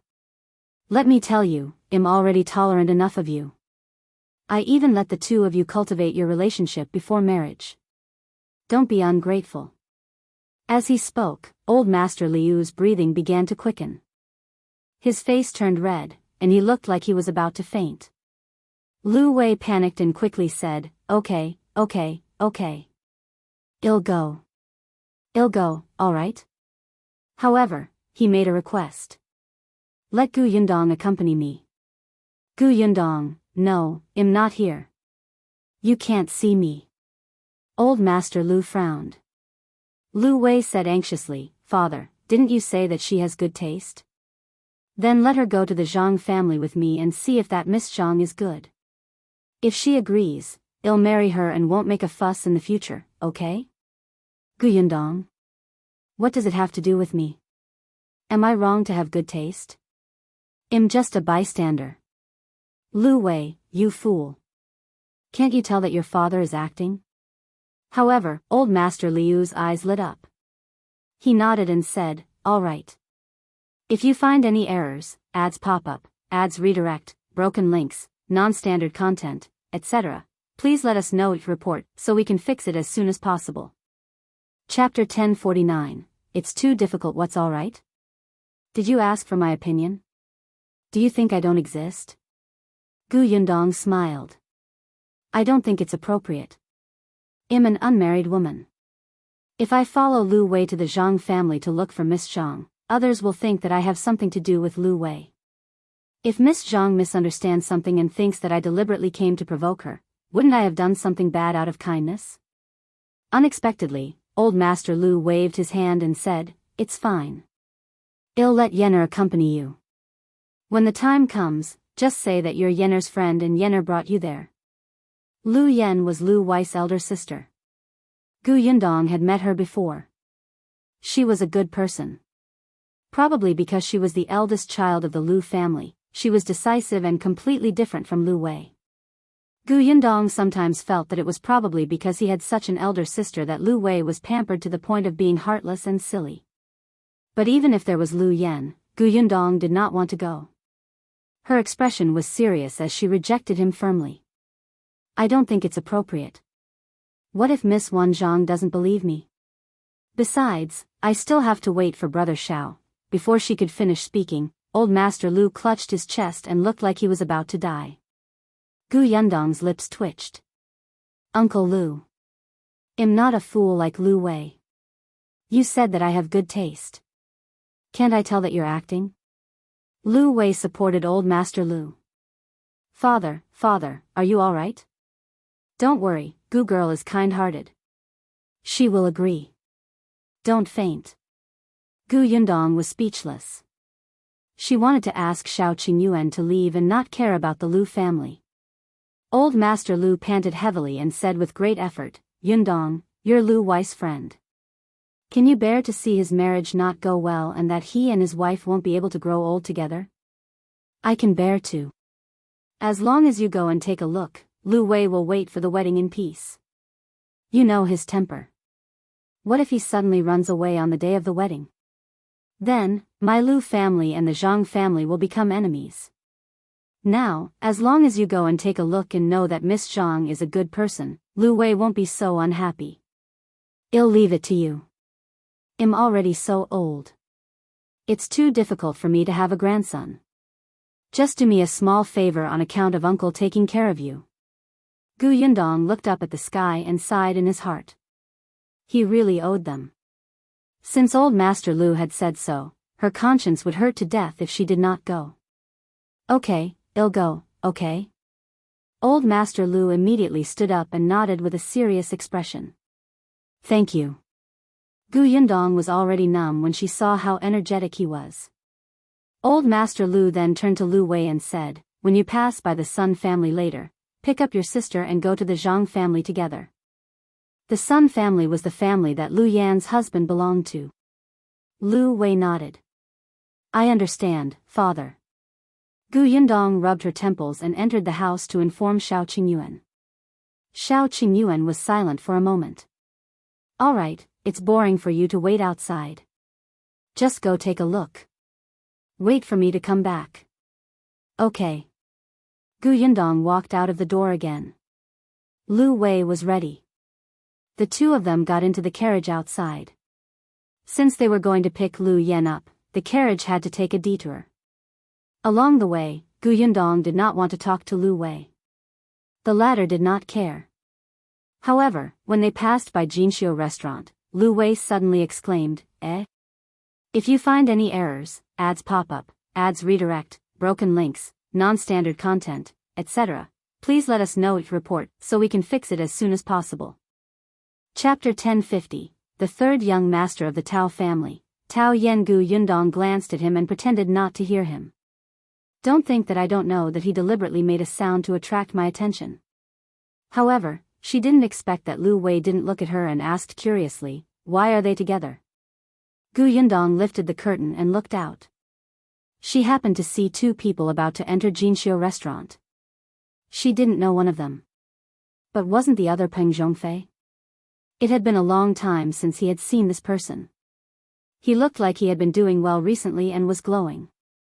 Gu Yundong asked casually, "Do you know the person beside Peng Zhongfei?" Liu Wei nodded. "Yes, he's the third young master that the Tao family found at the end of last year." Gu Yundong froze. "Who are you talking about?" "Third young master Tao Yen." Gu Yundong suddenly shouted, "Stop the carriage." This sound was urgent and sharp. Luan, who was driving the carriage outside, hurriedly pulled the reins. Because of inertia, Liu Wei couldn't sit properly and almost fell out of the carriage. He rubbed his aching head and asked angrily, "What are you doing? You're so shocked." However, Yundong said to him, "Go to the Zhang family yourself. I have something on, so I won't be going for now." After saying that, she didn't care about Liu Wei's reaction and directly jumped off the carriage. Liu Wei was stunned and hurriedly got off the carriage. When he looked up, he saw Yundong rushing towards Jianghu restaurant. He hurriedly asked Luan to drive the carriage to the side to rest, then quickly caught up with Yundong. The two of them entered Jianghu restaurant one after another. Liu Wei had just caught up with her and happened to hear her asking the shopkeeper, "Which room are young Master Peng and young Master Tao in?" The shopkeeper was stunned. He naturally knew Yundong, but, fortunately, Liu Wei came over immediately. "Hurry up and tell her, which room are they in?" The shopkeeper immediately replied, "In the bamboo room." "Thank you," Yundong said and quickly walked upstairs. After going up 2 flights of stairs, she saw that Liu Wei had also come over. She immediately frowned and said, "Why are you following me? I have something urgent to do. You can go to the Zhang family first. As for seeing Miss Zhang, you can wait for an opportunity next time." "Hey, the Zhang family's matter is not urgent. What are you busy with?" Liu Wei was excited. "Is it related to Peng Zhongfei and Tao Yan? I'll help you. I can beat or trick anyone." As he spoke, he even started to roll up his sleeves. Yundong's mouth twitched. "No, I just have something to ask. Hurry up and leave." Liu Wei raised his neck and refused resolutely. "I promised father that we would go out and return together. How can I leave you here alone? If it weren't for the glow of gossip on your face, would have believed your righteousness." Yundong had no choice. She could not be bothered to argue with him and simply let him be. She turned around and walked upstairs again. Liu Wei was satisfied. He walked quickly and even led the way. "The bamboo room is over here. Please." When he reached the door, he raised his hand and knocked. Peng Zhongfei's voice came from inside. "Who is it?" "Me." Liu Wei's voice was very recognizable. Peng Zhongfei immediately recognized it. He immediately smiled and opened the door. "Young Master Liu, it's been a long time. Come in, come in." "It's just nice." Halfway through his sentence, he saw Yundong standing behind Liu Wei. The smile on Peng Zhongfei's face froze instantly. He looked at her in disbelief. You, if you find any errors, ads pop up, ads redirect, broken links, non-standard content, etc., please let us know to report so we can fix it as soon as possible." Chapter 1051, Almost a Ghost. Yundong was very unhappy. Why did he look as if he had seen a ghost? Wasn't she beautiful? Wasn't she at the prime of her youth? What a bad taste. Peng Zhongfei quickly composed himself and looked at Yundong with a dry smile. "Miss Gu, so it's you." He smiled brightly on the surface, but he was crying inside. Every time he saw Yundong, he would be unlucky. It was not easy for him to recover. Over the past year, his family had not been in much trouble. His days were colorful, but she suddenly appeared. He felt like something was going to happen again. Peng Zhongfei looked at Liu Wei with dissatisfaction and asked angrily, "What are you doing here?"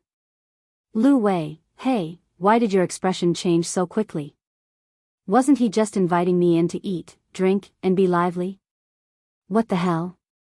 The three of them were staring at each other outside the door when Tao Yan, who had been waiting in the room, walked out. He naturally knew Liu Wei and immediately greeted him. "So it's young Master Liu. Are you also here to eat? It's rare to meet you. Do you want to eat together?" But in the blink of an eye, he saw Yundong and immediately felt a little embarrassed. He did not know Yundong. When he saw her standing with Liu Wei, he thought that she was his relative or cousin. If it was a family gathering, it would be difficult for him to invite them. However, Liu Wei didn't feel embarrassed. He immediately pushed Peng Zhongfei away. Okay, okay. But let me make it clear first.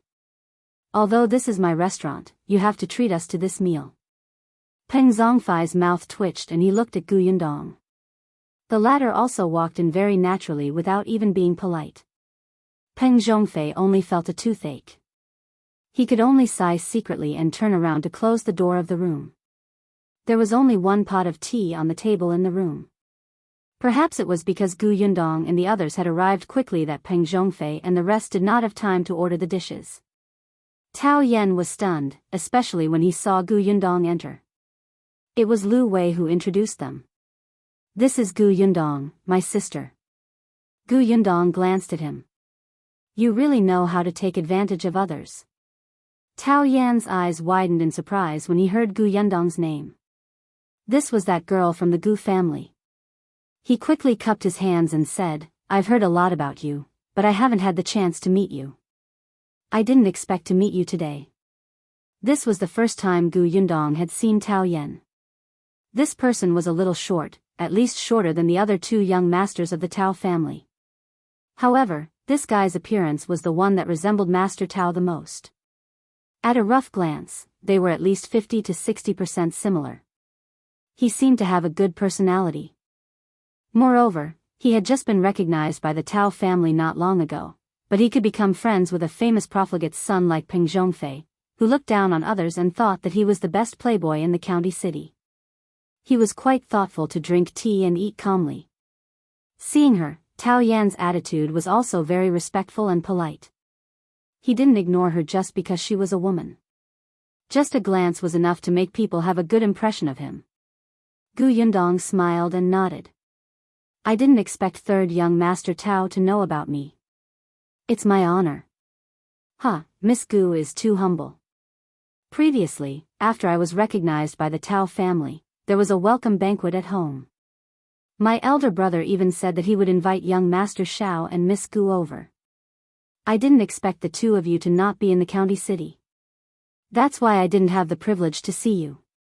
Gu Yundong was surprised, but seeing that he was not afraid to mention his background, it was convenient for her. If you find any errors, ads pop up, ads redirect, broken links, non-standard content, etc., please let us know your report so we can fix it as soon as possible. Chapter 1052, How did you find her? Then I can only congratulate third young Master Tao for acknowledging his ancestors and reuniting the family. Gu Yundong held a cup of tea and toasted him. Tao Yan quickly picked up his teacup and drank it. Thank you. Speaking of which, third young master has come to the end of his suffering. His good days are all in the future. Gu Yundong pretended to speak casually. By the way, did you catch the human trafficker who took third young master away? In my opinion, such a person is the most detestable. He specializes in doing such heartless things. He destroys other people's lives and families. I hate such people the most. Previously, I encountered a human trafficker who carried a child away in broad daylight. If that person was not sneaky and I hadn't stopped him on the spot when I realized that something was wrong, the child's family would probably be heartbroken. The Tao family announced to the public that Tao Yan had been kidnapped when he was young. Although many people knew that this was not the case and Gu Yundong also knew the inside story, she still had to pretend. She had an indignant expression on her face. Tao Yan didn't think much of it and only said, "How can I catch him? After that human trafficker sold me, I don't know where he went." When Gu Yundong heard this, she sighed regretfully. Then, she asked curiously, "Then how did third young master know about your background back then? I heard that you were only about a year old when you were taken away." Coincidentally, when I was in my teens, I accidentally heard my adoptive parents arguing.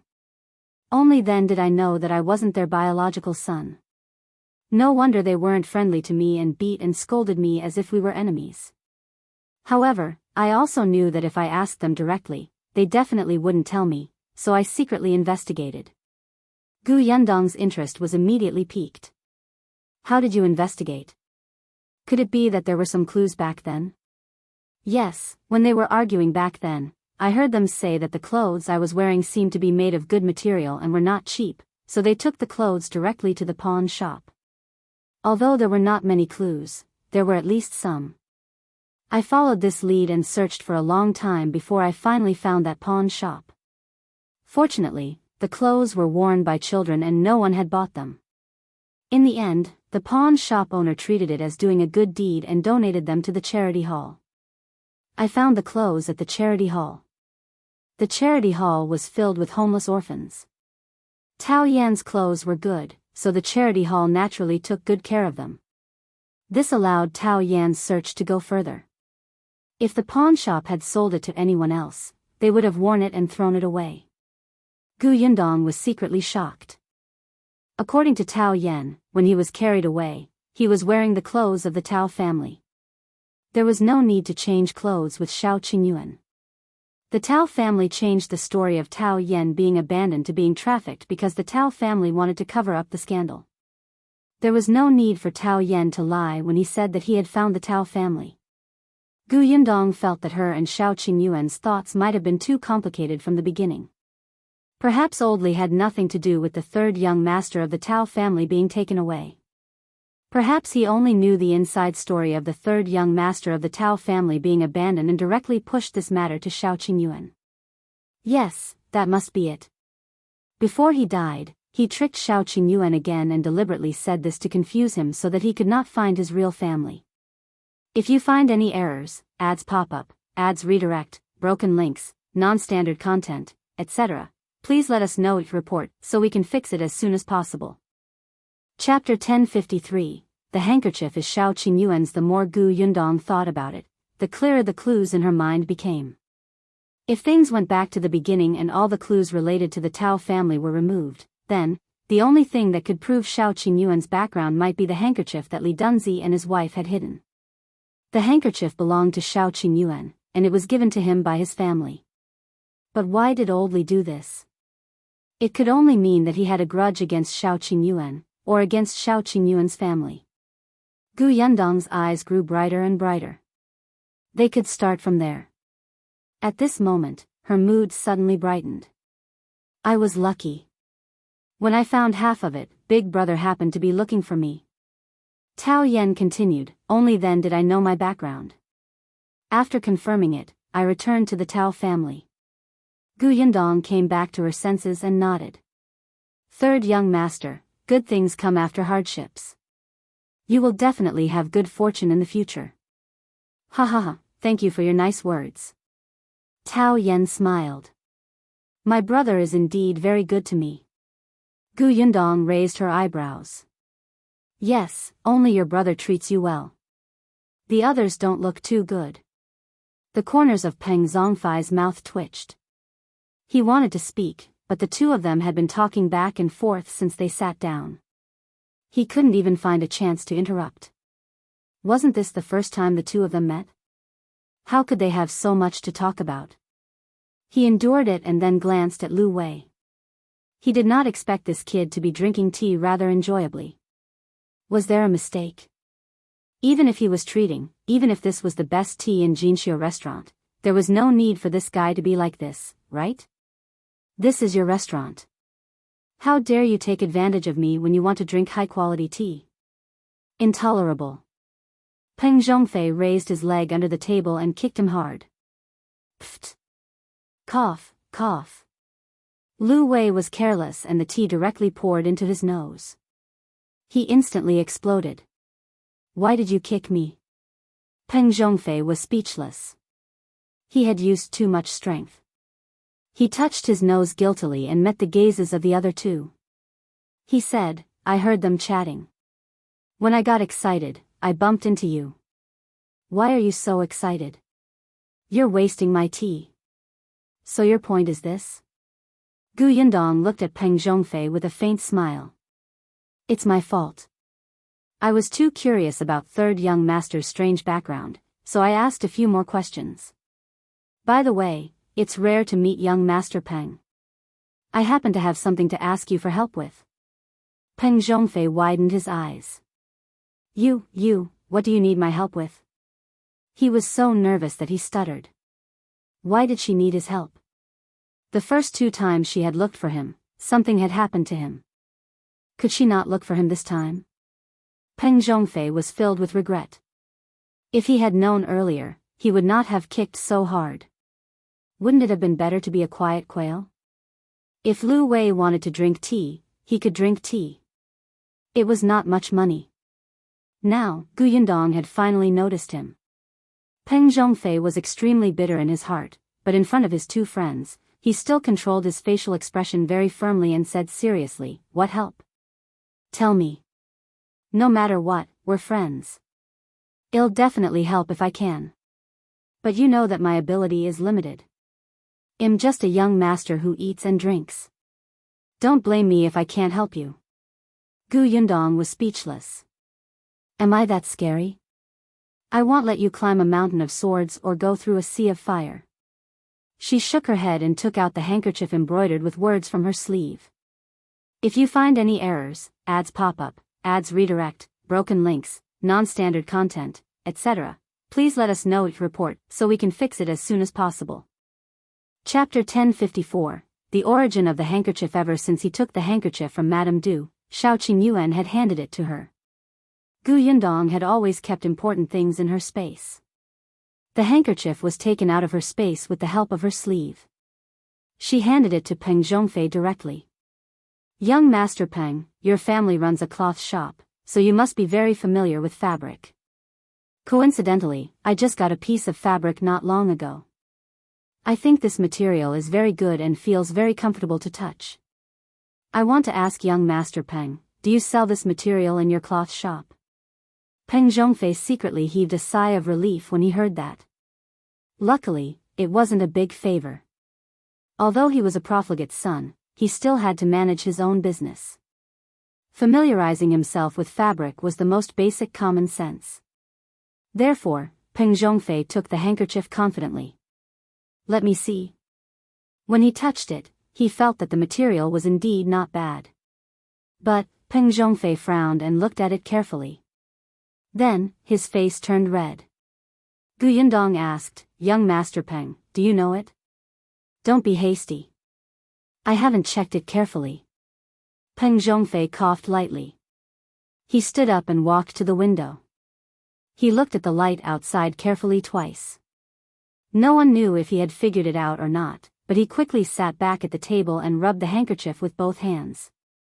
Yundong was speechless. Hey. Fortunately, he only rubbed it twice. However, Peng Zhongfei used his nails to scratch it twice. Yundong could not take it anymore. She suddenly stood up, pulled his hand away, and retracted the handkerchief. She looked at it like it was a treasure. Thankfully, it wasn't broken, but there were traces. Yundong looked at Peng Zhongfei angrily. Do you recognize it or not? If you don't ruin it for me, okay? Peng Zhongfei immediately nodded. Yes, of course. Yundong, Liu Wei, and Tao Yan looked at him suspiciously. It took him so long to recognize it. I really recognize it. Peng Zhongfei was a little anxious. I've seen this material before, but our cloth shop doesn't have it. It's not just our cloth shop. I reckon even the prefectural city doesn't have it. This material is fabric from the Jiao kingdom. It's usually a present to our country. Therefore, there definitely isn't much of this.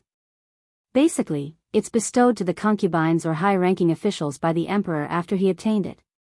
Yundong was stunned. Materials from the royal palace? No way. So you're saying that only those noble families in the royal palace or the capital have it? Was Brother Shao's identity so impressive? That's not true. There are also some among the commoners, but they're very few. It's definitely unavailable in shops. Although it was offered by the Jiao kingdom, the fabric that entered Dajin was basically used by the emperor to reward the concubines and officials.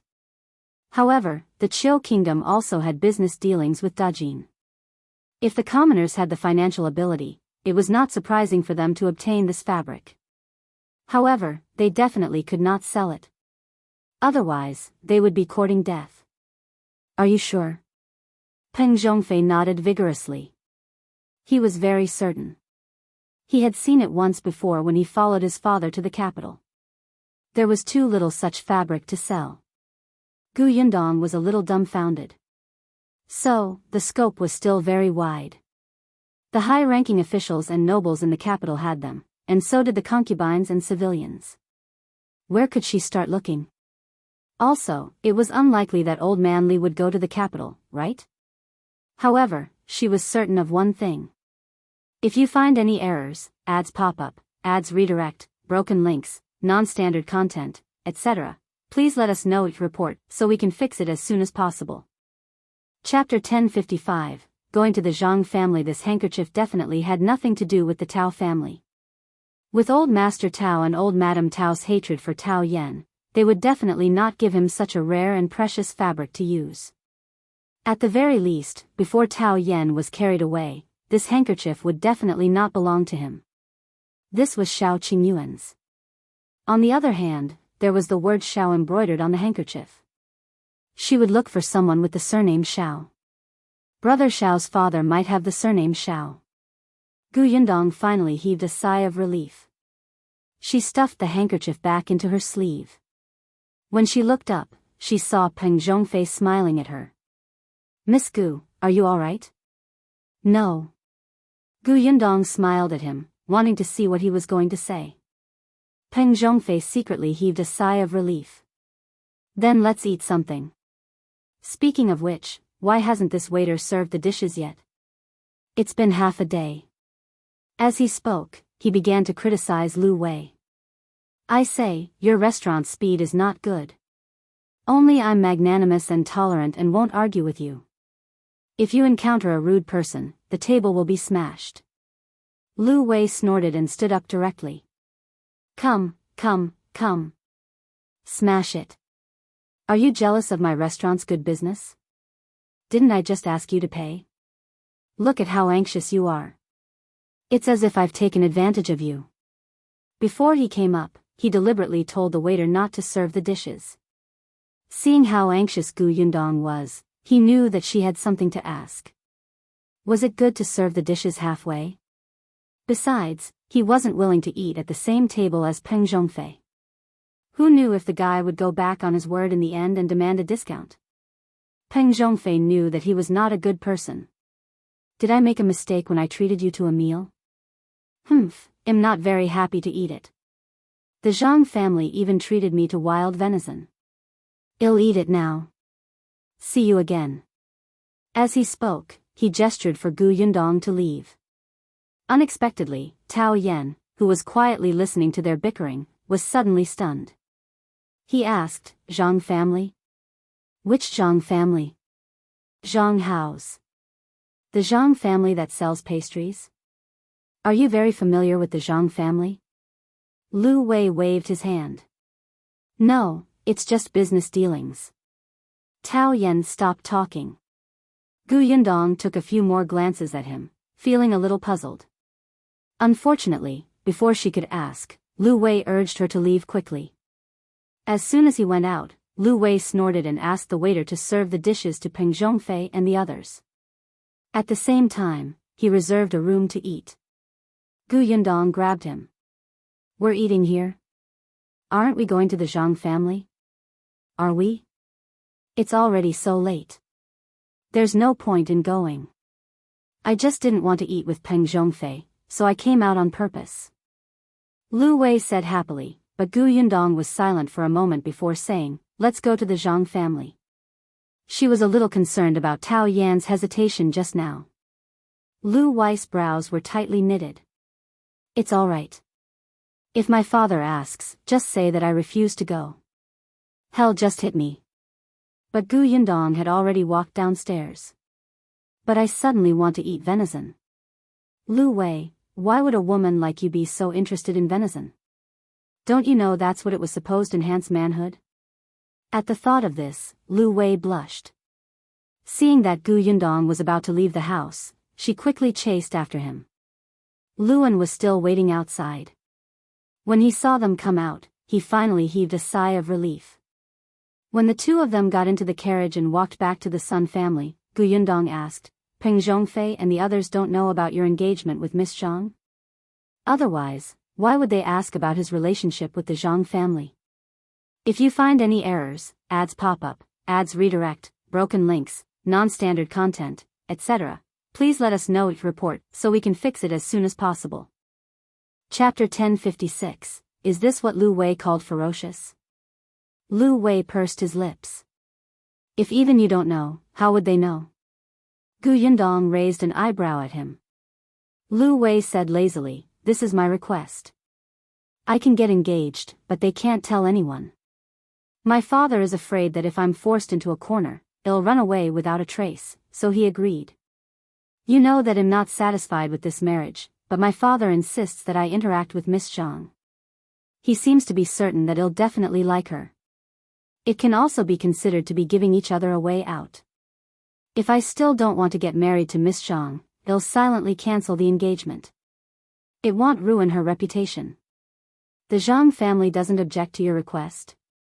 Liu Wei said, there's a problem with the Zhang family's business. With the help of the Liu family, they naturally won't object. However, Miss Zhang is very angry. She's also fierce. Every time she sees me, she acts like she's the boss and I can only prostrate on the ground. This description was really indescribable. As the two of them spoke, the carriage stopped in front of the Sun family's house. Liu Wei asked Yundong to wait in the carriage while he jumped out. Not long after, he returned with Liu Yan. Yundong and Liu Yan had met twice. Although they were not as familiar as Liu Wei, their relationship was not bad. She sat next to Yundong and said, I heard from Liu Wei that this kid is too insensible. My father is also messing around and I have to trouble you to make a trip. It's alright. I'm friends with Liu Wei. I'm also very curious about his fiancée. Yundong smiled. Sister Liu, are you familiar with Miss Zhang? I've met her twice, but I can't say that I'm familiar with her. Although they were both young ladies from wealthy families in the county, Liu Yan was 7 or 8 years older than Miss Zhang.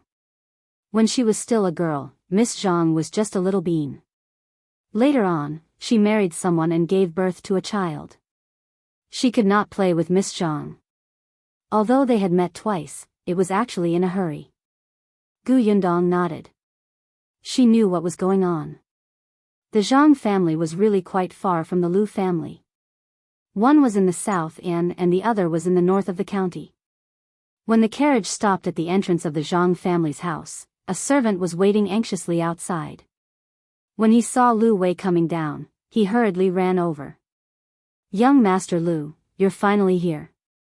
Our young master is waiting for you. Before he could finish speaking, he saw Liu Yan and Yundong coming out. He was stunned for a moment. Mrs. Sun? Liu Yan smiled. I happened to come home to see my father. When I heard that you had a wild deer, I couldn't help but come over to join in the fun. Why? Am I not welcome? The servant suddenly came back to his senses. No. This way, please. I'll get someone to tell Miss now. Liu Yan nodded, and the three of them followed the servant into the Zhang family. Compared to the Liu family, the Zhang family was indeed smaller. However, it was still a big family in Fengkai County and looked very rich. When they reached the front yard, Liu Wei separated from them. The servant led him to the left. On Yundong's side, a maidservant led the way. After walking for a while, she suddenly heard a hearty voice. Sister Liu, you're here? As soon as the woman finished speaking, Yundong saw a figure walking over quickly. She was wearing a light pink dress, and the pearl hairpin on her head swayed as she walked. She looked a little cute. She had a bright smile on her face and 2 dimples on both sides. It was obvious that she was a sweet girl. Is this the ferocity that Liu Wei spoke of? If you find any errors, ads pop up, ads redirect, broken links, non-standard content, etc., please let us know your report so we can fix it as soon as possible. Chapter 1057, Miss Zhang. Zhang Jiao. Miss Zhang quickly stood in front of Yundong and the other woman. The dimples on her face were especially eye-catching and playful. She smiled and held Liu Yan's arm. Unexpectedly, she saw Yundong standing at the side. Zhang Jiao blinked in surprise. This is... Look at me, I almost forgot to introduce you. This is Gu Yundong, Miss Gu. Lu Yan smiled and said to Gu Yundong, this is Miss Zhang, Zhang Jiao. Zhang Jiao was stunned. She looked at Gu Yundong in confusion. Miss Gu? Is she from the Gu family in the north of the city? As far as she knew, there was only one family in the county with the surname Gu. However, she had seen the girl from that family before. Why did Gu Yundong look so unfamiliar? A trace of embarrassment flashed across Lu Yan's face as she said in a low voice, no. Gu Yundong, on the other hand, was very calm. I have nothing to do with the Gu family in the north of the city. I'm just a country girl. I happen to know Sister Lu, so I followed her out to see the world. Zhang Jiao was stunned. She sized Gu Yundong up from head to toe for a while before saying, Miss Gu doesn't look like a country girl at all. With her appearance and bearing, I would believe that she's the daughter of an official. Ha ha ha. Lu Yan covered her mouth and laughed. You know how to talk. Zhang Jiao was displeased. I'm telling the truth. With that, she ran over to Gu Yundong. Miss Gu, this is your first time coming to my house, right? Let's go, I'll show you around. Gu Yundong nodded and the three of them walked towards the backyard. Zhang Jiao was very cheerful and lively. As the host, she had been talking non-stop along the way. When they reached the reception hall, she led the two of them to sit down. Come, sit. Come and try my brother's new venison today. There were already many dishes on the table. The dazzling array of dishes was very sumptuous. Zhang Jiao took good care of Gu Yundong. Afraid that she would be too polite, she kept urging her to eat first. Gu Yundong could only smile politely, indicating that she could do it herself. After the meal, Gu Yundong's forehead was covered in sweat. She didn't have much of an impression of Zhang Jiao. She just felt that she was too enthusiastic. As for being fierce, only Liu Wei felt that way, right? After dinner, Zhang Jiao brought them around the Zhang residence. Halfway through, young Master Zhang Hao and young Master Zhang sent word that they would invite everyone over to play pitch-pot. Lu Yan blinked at Gu Yundong and whispered, this is a chance for the two of them to meet and talk. With that, she immediately agreed. Sure, I like pitch-pot. Before I was married, I was one of the top girls in this county. Zhang Jiao became excited. Really? Sister Lu is so powerful? Then, she looked at Gu Yundong. What about Miss Gu? Do you know how to play? I've never played it before. I'm just watching. She had never played pitch-pot before. All this time, she had a lot of things to do. When it came to entertainment, she mostly spent time in drawing, playing chess, and playing puzzles with her younger siblings. Pitch-pot? First time playing. Zhang Jiao smiled. It's fine. I'll teach you. It's very simple. Therefore, the group of people excitedly arrived at a courtyard of the Zhang residence and saw Zhang Hao and Liu Wei chatting and laughing. Upon seeing Zhang Jiao, Liu Wei jumped up reflexively and immediately took 2 steps back. If you find any errors, ads pop-up, ads redirect, broken links, non-standard content, etc., please let us know each report so we can fix it as soon as possible. Chapter 1058, Miss Gus. First time Liu Wei narrowed her eyes and shot him a warning glance. Only then did Liu Wei try his best to restrain his urge to escape. However, he quickly turned his head slightly and looked at Gu Yundong. His gaze was filled with condemnation. It was as if he was saying, I asked you here to help, but you actually dragged me down and made friends with them. You're not human. Gu Yundong looked up at the sky. The weather was good today. Yes. Other than Liu Wei and Zhang Hao, there were also a few servants in the courtyard. It looked very lively. Zhang Hao was Zhang Jiao's brother. It was said that he was 5 years older than her. He had thick eyebrows and big eyes and was quite energetic. Seeing the three of them coming over, Zhang Hao hurriedly greeted them. You're finally here. Jiao, come over and help big brother. You've always been good at pitchpot. Let Liu Wei see it so that he won't think that he's invincible. Quick, help big brother defeat him. As she spoke, she pushed Liu Wei again. Compete with my sister. If you lose to her, you have to return the money you won from me just now. Jiao, you have to fight for me. Jiao frowned. Brother, you're actually gambling? It's just for fun. It's just 10 or 20 taels. Anyway, we're family. What does it matter? Hurry up and help me win back the silver. Jiao glared at him helplessly and took a few steps forward. Liu Wei was not happy. He moved to the side, straightened his neck, and said, "No, I'm a man and she's a woman. If I compete with her, it would be unfair if I win." The problem was that if he lost, he would lose all his face. Jiao raised her eyebrows. How do you know that you will definitely win? She was provoking him, but Liu Wei did not respond at all. In any case, I can't. If I compete with a woman, won't I be bullying her? Absolutely not. He shook his head repeatedly. Liu Yan, who was not far away, was almost angered to death by him. Everyone present could tell that Zhang had deliberately made the suggestion to create an opportunity for the two of them to interact. But he actually hid far away. Liu Wei didn't agree, and the scene became a little awkward. Zhang laughed.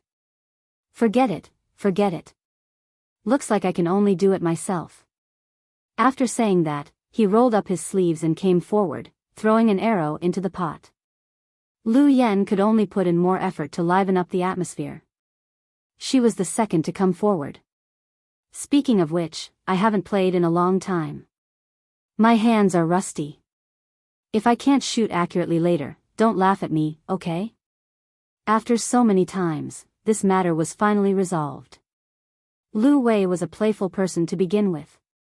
Although he was unwilling to get along with Zhang, he became excited when everyone started to have fun. The four of them took 2 turns. Zhang could not help but look up at Yundong, who was sitting in the pavilion. He smiled and said, "Miss Gu, why are you only drinking tea? Come along. The 3 girls can compete to see who's the best." Zhang hurriedly said, "No, Miss Gu has never played this before. This is the first time." Then, she said to Yundong, "Let's not listen to eldest brother. I'll teach you how to play first. It's boring to compete." Zhang waved his hand. "You're good at playing by yourself, but there's no need to teach others. I'll teach you. Miss Gu will definitely like it after learning this. Next time, you don't have to sit there alone and be bored." Liu Wei frowned. Why were the 2 of them joining in the fun? The Gu girl was not familiar with them. What was there to teach? If you find any errors, ads pop up, ads redirect, broken links, non-standard content, etc., please let us know each report so we can fix it as soon as possible. Chapter 1059, Yundong crushes them. He was here, and Big Sis was here. Was it their turn? Liu Wei jumped into the pavilion in 2 or 3 steps. Ignore them. Just sit here and eat snacks and drink tea. Speaking of which, their snacks are not bad. After all, they were in the snack business.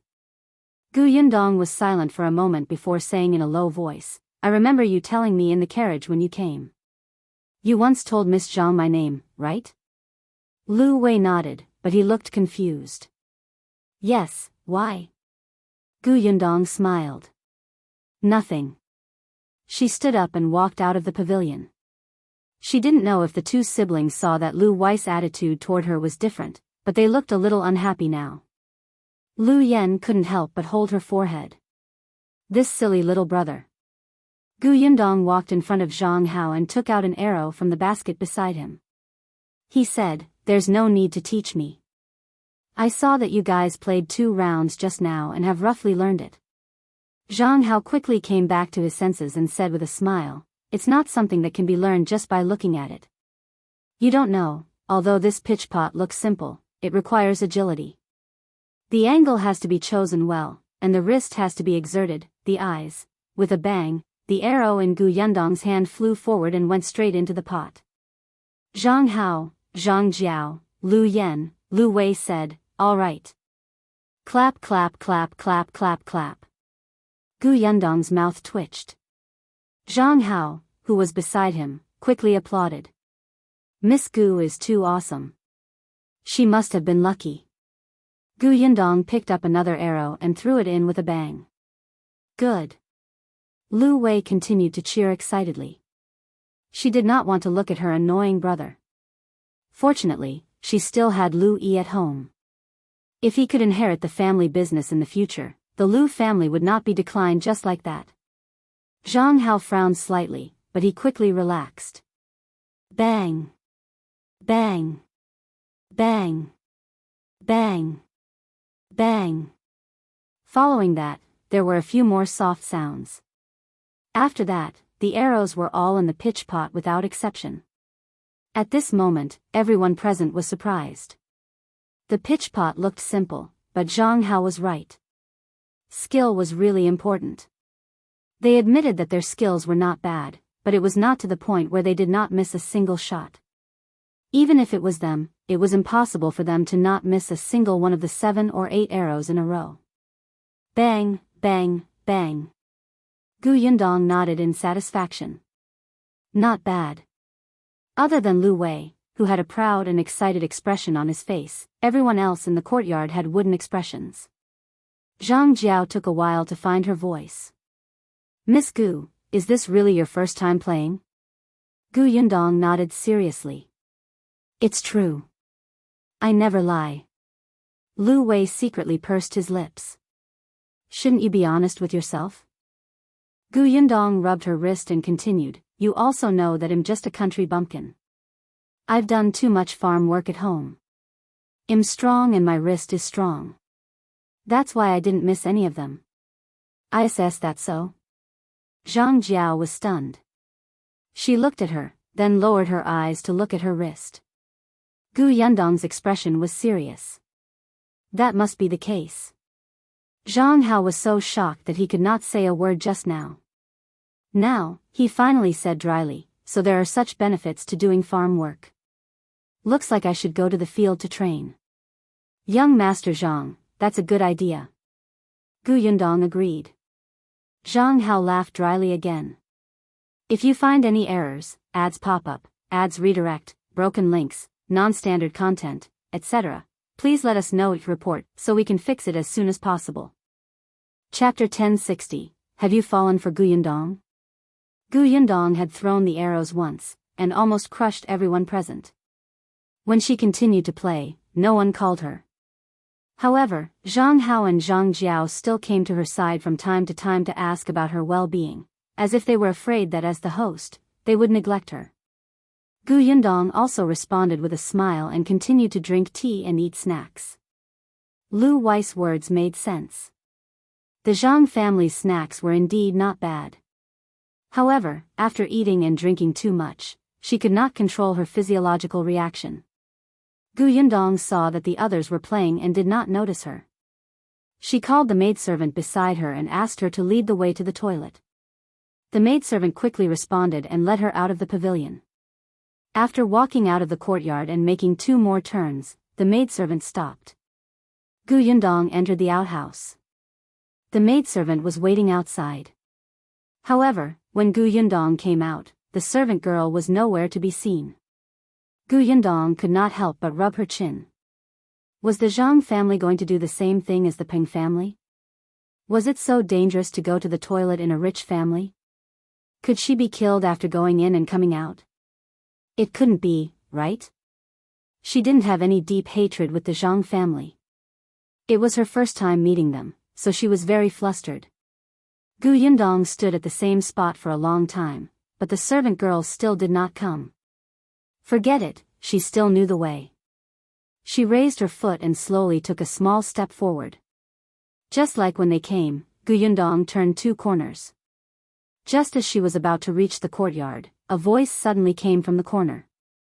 She didn't want to stop, really, even if the speaker happened to mention her name. However, if she didn't stop, she would directly bump into him. It would be a pity if the person who spoke couldn't finish his sentence. Thus, Yundong leaned against the wall and listened quietly to the voices around the corner behind him. Did you notice that Miss Gus' appearance is actually the most outstanding among the three of them? I did. She's indeed good-looking, but I heard that she's just a village girl. So what if she's a village girl? Even if she's a village girl, she's still better than us servants. She's even better than the person who spoke suddenly lowered her voice. She's even better than our young madam. That's true. Young madam's health is too poor. She's lying on the bed sickly all day. Young master doesn't even go to her room now. Speaking of young master, did you notice just now? Young master seems to treat that Miss Gu very differently. That's right, that's right. I can see it too. Eldest young master is especially enthusiastic about taking care of Miss Gu. From time to time, he would look at Miss Gu as if he was afraid of neglecting her. He even asked us to heat up the tea and snacks. In the entire courtyard, Miss Gu is the only one eating and drinking. Isn't young master asking us to bring hot food for her? Also, just now, young master said that he wanted to personally teach Miss Gu. In the past, when Miss asked young master to teach her, young master was very impatient. Do you think young master is interested in Miss Gu? I've never seen young master so concerned about someone. Sigh, so what if he's interested? With young madam around, it's impossible for young master to marry her. Who said it's impossible? The person who spoke suddenly became excited, but he tried his best to suppress it, as if he was about to say a shocking secret. Let me tell you, I just heard some incredible news yesterday. If you find any errors, ads pop up, ads redirect, broken links, non-standard content, etc., please let us know your report so we can fix it as soon as possible. Chapter 1061, Solicitous, What News? Didn't young madam vomit blood yesterday? Dr. Liu came to the residence to treat her. At that time, he comforted young madam and said that she was fine as long as she took her medicine on time. However, the moment she went out, she sighed at young master and said that young madam probably doesn't have many months to live. What? The person who heard this exclaimed and quickly covered her mouth. She asked softly, Are you serious? It's true. At that time, I was leading the way for Dr. Liu and happened to hear it. Young master gave an order on the spot not to let anyone know. It was because you were close to me that I told you. I promise I won't say it. But this way, young master might also marry Miss Gu. I think it's possible. Young master is very concerned about Miss Gu. That's not right. If young madam is really gone, young master will have to wait at least a year or two before he remarries. You don't understand, do you? As long as our young master brings Miss Gu into the house before the young madam dies, and then helps her become the young madam, it won't be a big deal. But what? But she's from a small family. Even if our young master likes her and wants to help her become his first wife, master and madam won't agree, right? That's true. Old master and madam would definitely prefer to find a suitable match for young master. Unfortunately, Miss Gu doesn't have any advantage. If she did, our old master would still be easy to talk to. That's right. Back then, young madam's family relied on a pastry recipe to get master to agree to the marriage between the two families. Miss Gu doesn't have any recipes. It's useless to say anything more. I am not talking to you anymore. I still have to change the tea. The tea is cold. Then, Yundong heard rustling sounds and the two of them walked further and further away. She closed her eyes slightly and leaned against the wall, wanting to laugh. Did he really treat her as an insensible country girl? She stood on the spot again. As expected, footsteps sounded again after a while.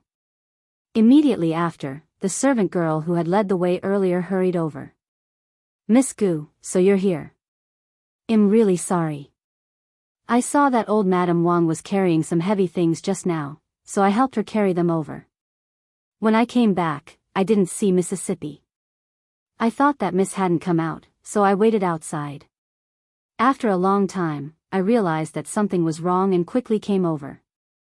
This explanation, Yundong smiled. It's all right. Let's go. We've been delayed for a long time. Yes, of course. Young master and the others must be anxious. The two of them returned to the courtyard one after another. They saw that the four of them had stopped playing pitch-pot and were sitting in the pavilion chatting. Zhang was the first to see her. He immediately stood up and said, Miss Gu, you're back. The kitchen has just made a new snack. Miss Gu, would you like to try it? Yundong walked to her seat and sat down. On her left was Liu Yan, and on her right was Jiao. Jiao smiled and picked up a snack for her.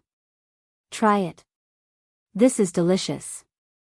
It cost a lot of white sugar. Yundong took a bite. Yes, it was a little greasy.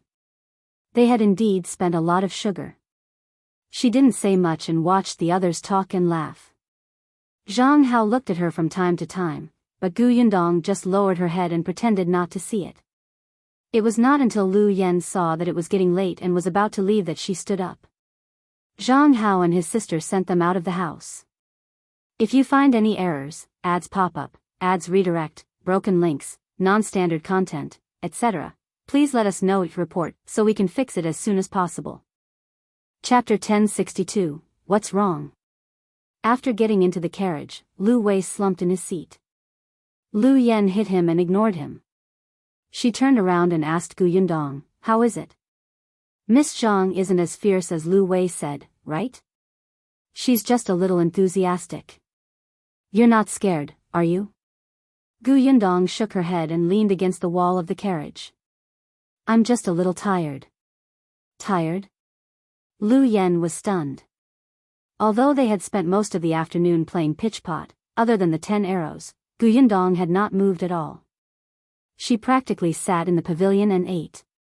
Although they had been chatting for the latter half of the day, it was not to the extent of saying that she was tired, right? Liu Yan seemed to have thought of something and quickly asked, what do you think is wrong with Miss Zhang? Liu Wei immediately perked up when he heard this. What's wrong? It was as if he would immediately break off the engagement if Yundong said anything bad. It seemed that he was indeed against this marriage. Yundong and Liu Yan looked at him with dark expressions. After a while, Liu Yan rubbed her forehead. You're already an adult. Can you be more sensible? This is a huge matter about marriage. If I had been more sensible, I would have married Miss Zhang. Yundong shook her head and said to Liu Yan, let's go back to the Liu residence first. Liu Wei still wanted to ask, but she glared at him, so he could only wait patiently. After all, Yundong had just said that he was tired. Although she might be mentally tired, he could not force her anymore. What if Qingyuan found out and felt that his wife was being bullied? The carriage headed towards the Liu residence. Although Yundong did not say anything else, Liu Yan still lowered her eyes and began to think. She recalled today's situation and wanted to see if there was anything wrong. However, when the carriage stopped at the entrance of the Liu residence, Liu Yan still felt that Zhang Jiao's words were a little too loud and enthusiastic. Everything else was normal. The three of them entered the main door and walked all the way to the central room. Old Master Liu and Qingyuan were talking. The two of them were now businessmen, so they naturally had many common topics to talk about. In addition, Old Master Liu felt that Qingyuan was smart and considerate, especially when compared to his son. Hence, he liked this young man more. Seeing them return, Old Master Liu still looked like he had not had enough. However, he immediately stood up and looked at his daughter before turning to Yundong. How was it? Did you have a good time? Liu Wei felt that he was probably not a biological son. Seeing that his father did not look at him at all, he simply went to talk to Qingyuan. Yundong sat down and took a sip of tea before starting to talk about what she had said and done when she first entered the Zhang residence. She described everything until she left the courtyard and went to the toilet. Old Master Liu nodded. In that case, Miss Zhang is not bad. She's warm and considerate. He looked at Liu Wei. Did you hear that? Even the Gu girl has a good evaluation of Miss Zhang. Hurry up and pack up to get married. Liu Wei exploded. Father, are you deaf? When did she say that Miss Zhang is not bad? Old Master Liu was speechless. It seemed that she had not come to a conclusion. He paused and turned to look at Gu Yundong. The latter asked Liu Wei, "Can't you tell what's wrong?" Liu Wei blinked, then blinked again with a blank expression. Just as Gu Yundong sighed and gave up on him, this fellow suddenly jumped 3 feet high. I understand. He instantly became smug. When I met Miss Zhang in the past, I told her Gu Yundong's name. She clearly knew it, but she still deliberately asked if you were from the Gu family in the north of the city. If you find any errors, ads pop up, ads redirect, broken links, non-standard content, etc., please let us know it report so we can fix it as soon as possible. Chapter 1063, The Zhang family's good plan. Old Master Liu was stunned and frowned. She did it on purpose to embarrass Yundong? She clearly knew that Yundong was not from a rich family, but she still deliberately mentioned the Gu family in the north of the city, as if she was waiting for Gu Yundong to say that she was a country bumpkin. Gu Yundong said, "Actually, this doesn't matter. She might have misunderstood my relationship with Liu Wei. She's a little vain and wants to teach me a lesson. Humans can't be perfect. It's not a big deal to have some small thoughts." At that time, Gu Yundong really did not think much of it.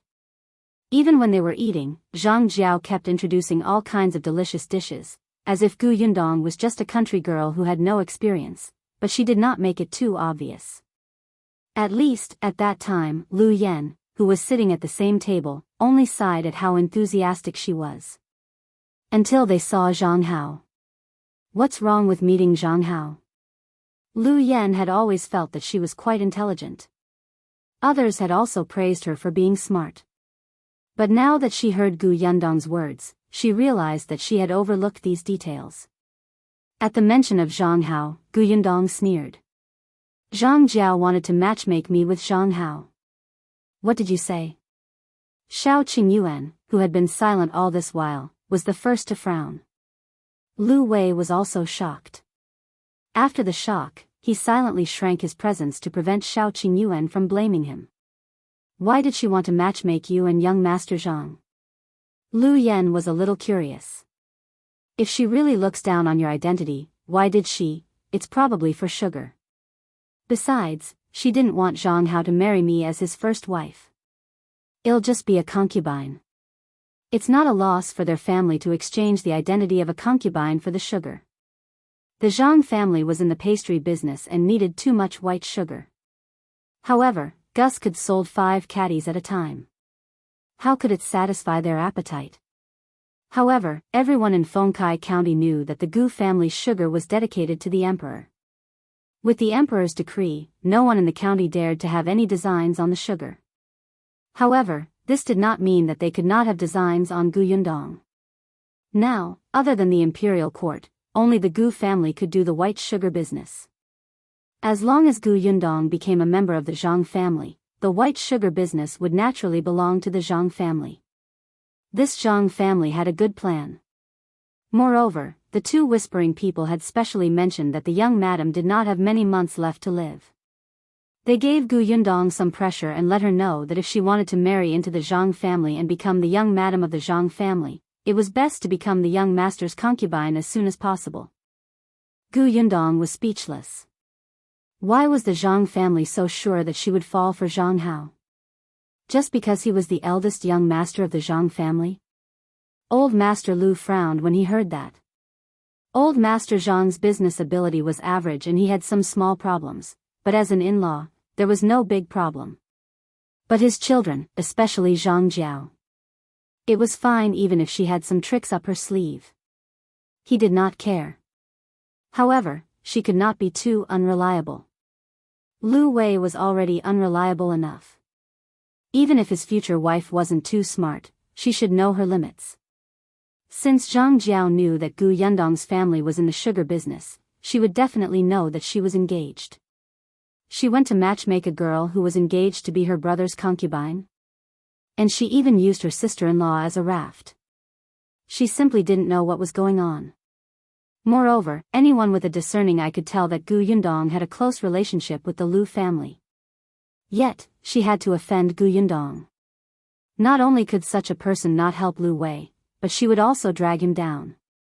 Gu Yundong saw that old Master Liu knew what he was doing, so she added, "Uncle Liu, why don't you spend more time to find out more about Zhang Jiao's personality and the Zhang family's plans?" Gu Yundong was still very concerned about Tao Yan's expression when he asked about the Zhang family. Old Master Liu nodded. He thought so too.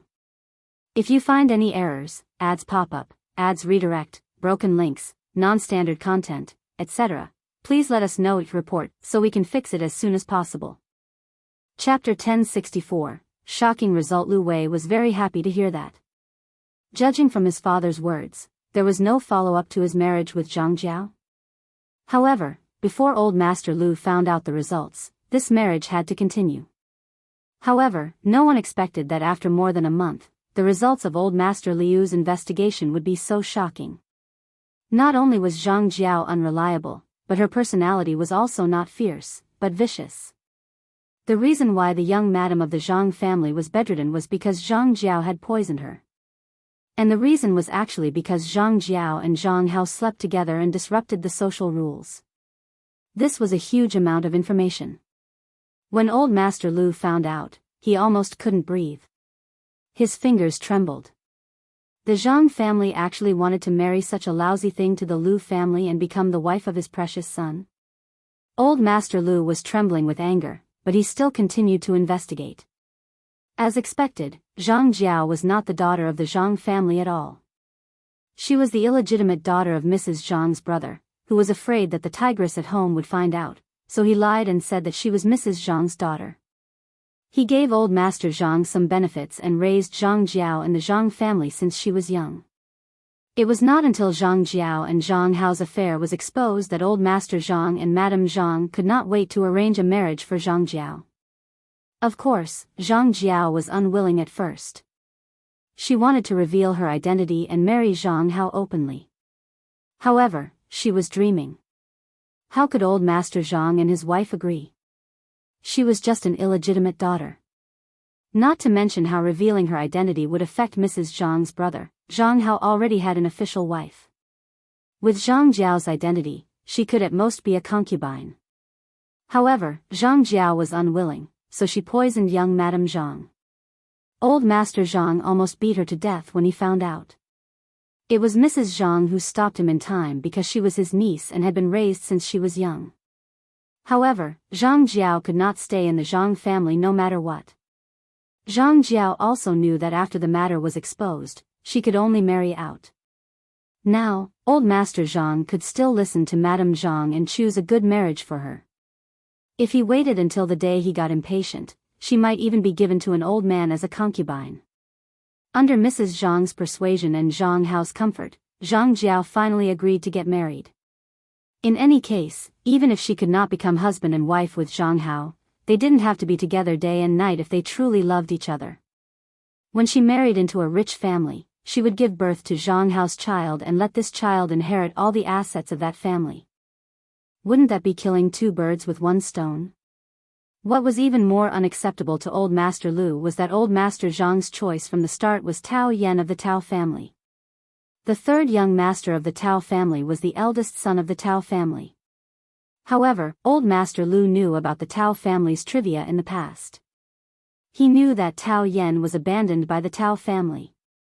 At least in old Master Liu's heart, Tao Yan was much more respected than his Liu Wei. He was old Master Liu's eldest son. Although he was unruly, he had always been doted on. He had grown up safely in the Liu family. He was capable of literature and martial arts and had a wide range of friends. He was not bad at all. However, Tao Yan didn't want Zhang Jiao. Instead, he couldn't wait to engage his son to this woman. Old Master Liu almost spat out a mouthful of blood, but this was his own fault. This was because his standards for his daughter-in-law had been exposed by someone. Many people in the county knew that he wanted to find a fierce daughter-in-law to suppress his son. Therefore, Zhang Jiao walked towards this persona. If you find any errors, ads pop up, ads redirect, broken links, non-standard content, etc. Please let us know each report so we can fix it as soon as possible. Chapter 1065. He wants to get married. Old Master Liu was angry and regretful. It was all his fault for being too anxious. In the end, he let such an ignorant person have designs on the Liu residence. He couldn't help but rejoice that Liu Wei didn't take a fancy to that girl and even made a request to keep the engagement a secret for the time being. Otherwise, if such a thing happened, the Zhang family's reputation, or Zhang Jiao's, would suffer the heavier blow. However, the Liu family was also in trouble. Liu Wei would also be criticized. This marriage was definitely going to be called off. Not only was the marriage called off, but the Zhang family could not be let off so easily. Did he really think that the Liu family was easy to bully? He actually treated them as fools. If old Master Liu did not vent his anger, his surname would not be Liu. Of course, this was all in the future. At this moment, although old Master Liu did not have a good impression of Zhang Jiao, he did not hate her so much. He was grateful to Gu Yundong. It was right to let you go to the Zhang family. But Gu girl, according to what you said, Zhang Hao also has designs on you. You have to be careful. Don't worry. They're still hoping that he'll take the initiative to be his concubine. Such a beautiful thing can only be done in their dreams. Besides, we'll be returning to the prefectural city in a few days. When we return, he'll be married to brother Shao. Shao Qingyuan, who was at the side, had an extremely ugly expression when he heard Zhang Hao's plan. He was thinking about whether to put him in a sack and beat him up or throw him into the water. Unexpectedly, when he suddenly heard Gu Yundong talk about marriage, the gloom in his heart was instantly swept away. He turned around and looked at her with a gentle gaze. That's right, they were about to get married.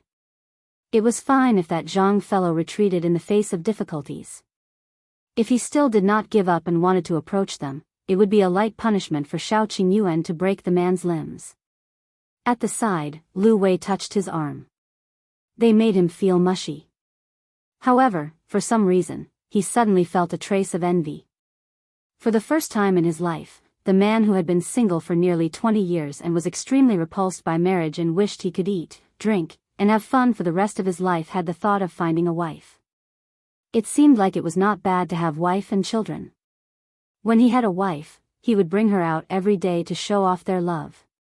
He would tell everyone that their relationship was very, very good. He would make those men who did not have a wife envious and jealous. He wanted them to hate him but could not get rid of him.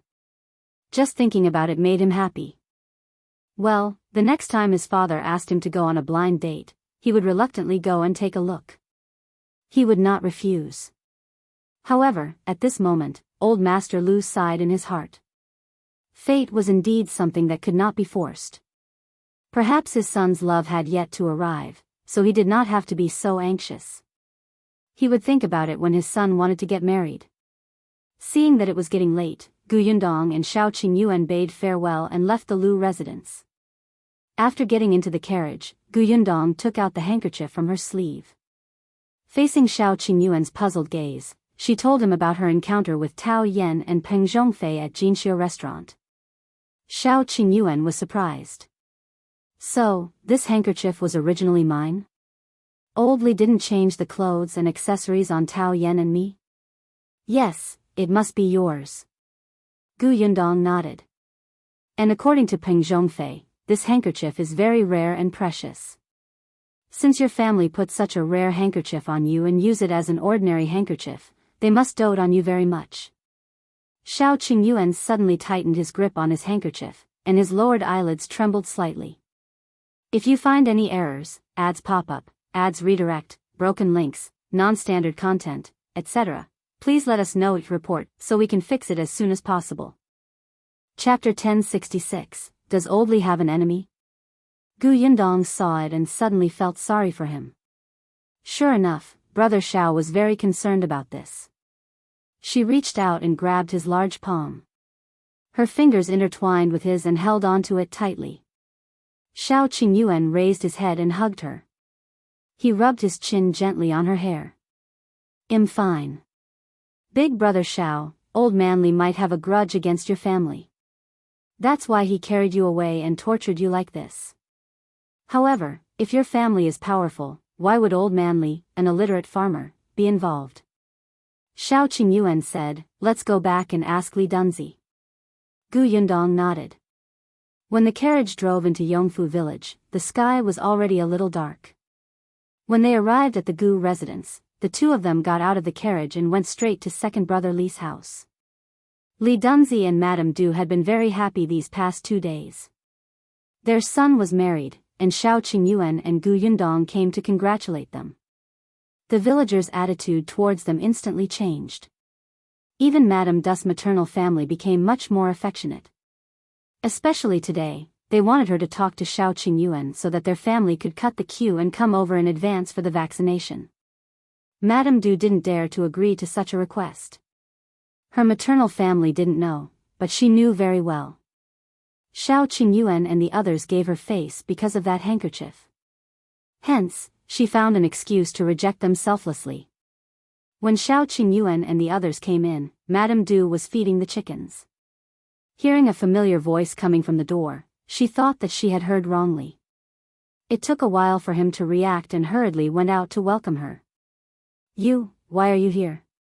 We want to ask you something. Gu Yundong looked behind her but did not see Li Dunzi. Madame Du was smart and quickly invited the two of them in. She said, my husband is in the house. Come in and drink some water. Li Dunzi sat there happily eating peanuts. When he saw the two of them enter, he was shocked. After the few of them entered the house, Madame Du closed the door. Shao Qingyuan asked, do you know who old Li has a grudge against? Li Dunzi and his wife were surprised. A grudge? No. Although old Li's thoughts were a little complicated and hurt Shao Qingyuan in the dark, at least to outsiders, he looked like an honest and amiable old man. He was quite popular in Yongfu village. Hence, both of them shook their heads. I've never heard of my father having a grudge against anyone. All these years, he hadn't even argued with the villagers.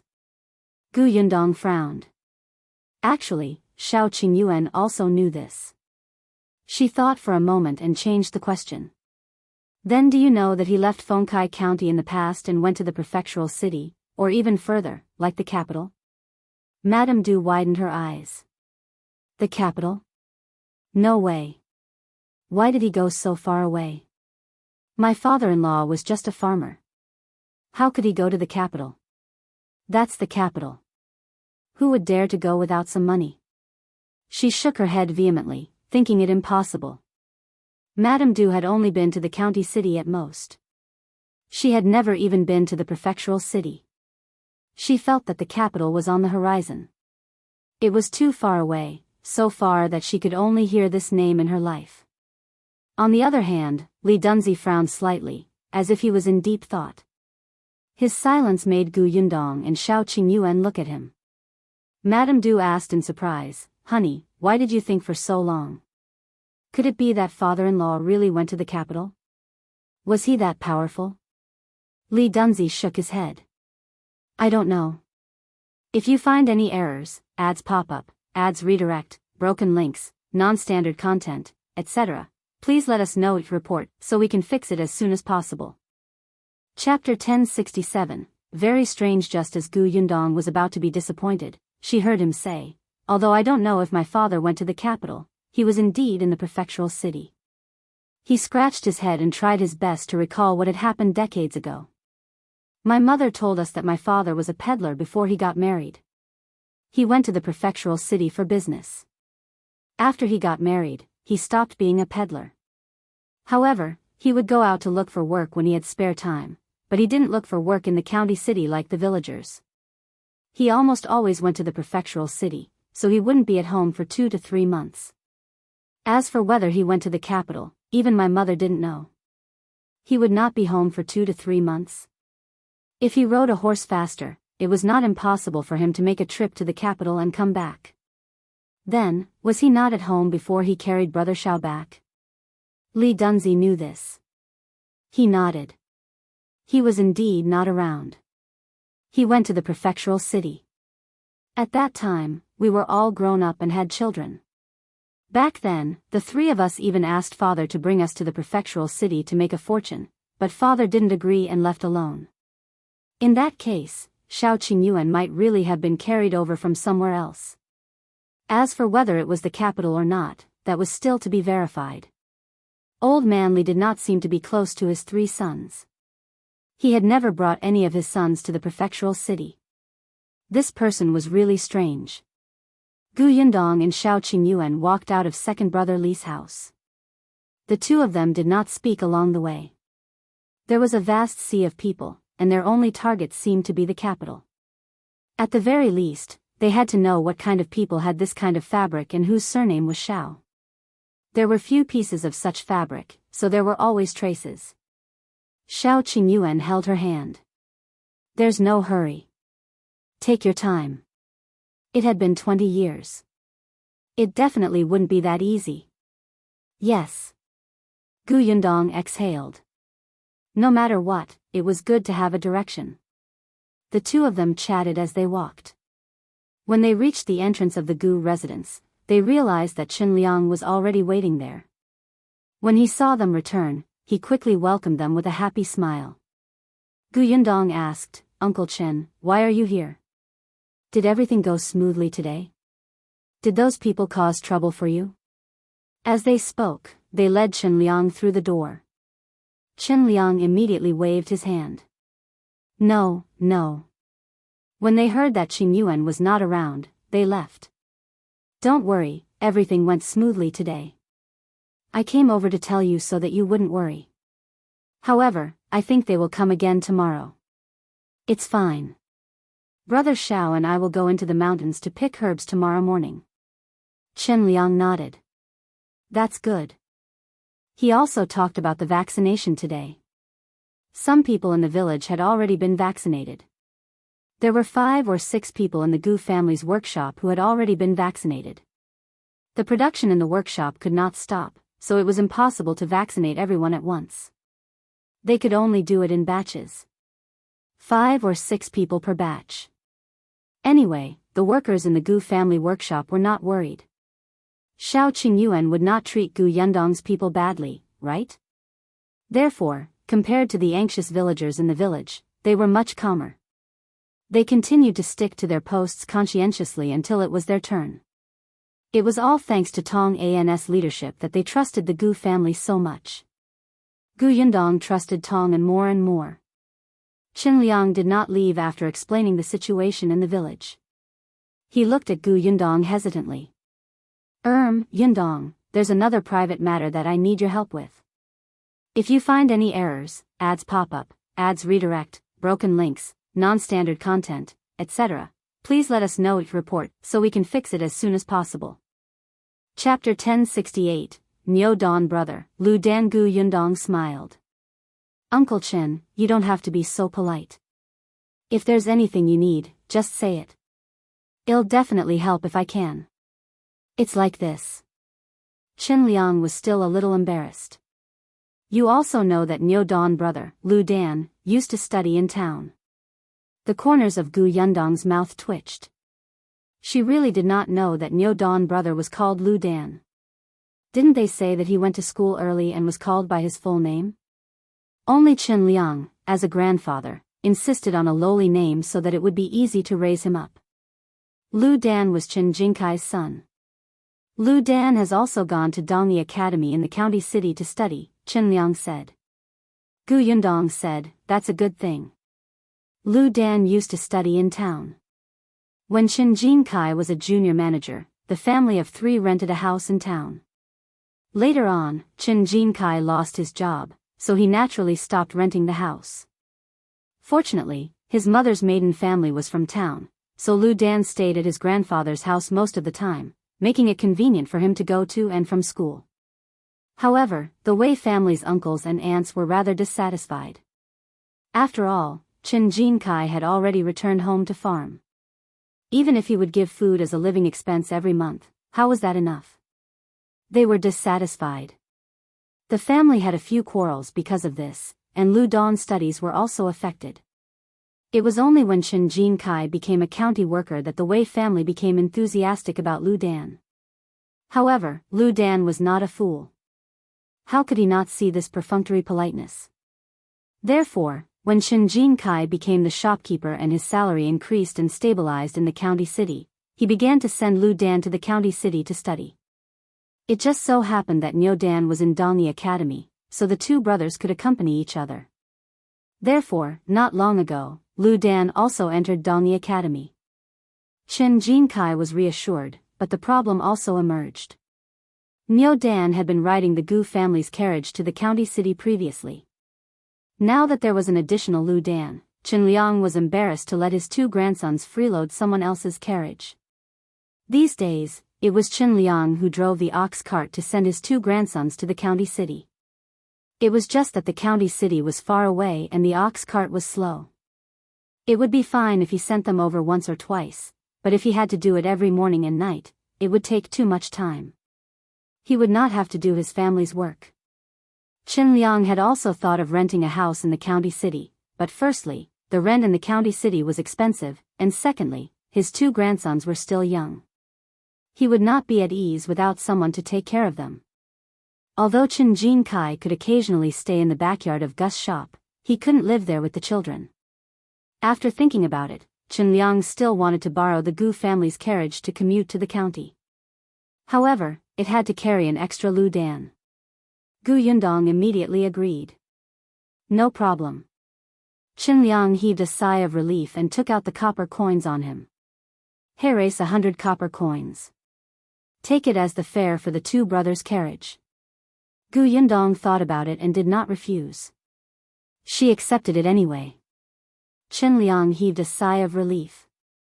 Then I'll go back first. You guys rest early too. He waved his hand and left the Gu residence briskly. When he returned to his courtyard, Madame Zhou, who had been waiting, hurriedly welcomed him. Did they accept the 100 copper coins? They did. Chen Liang looked relaxed as he went in to eat. Madame Zhou heaved a sigh of relief.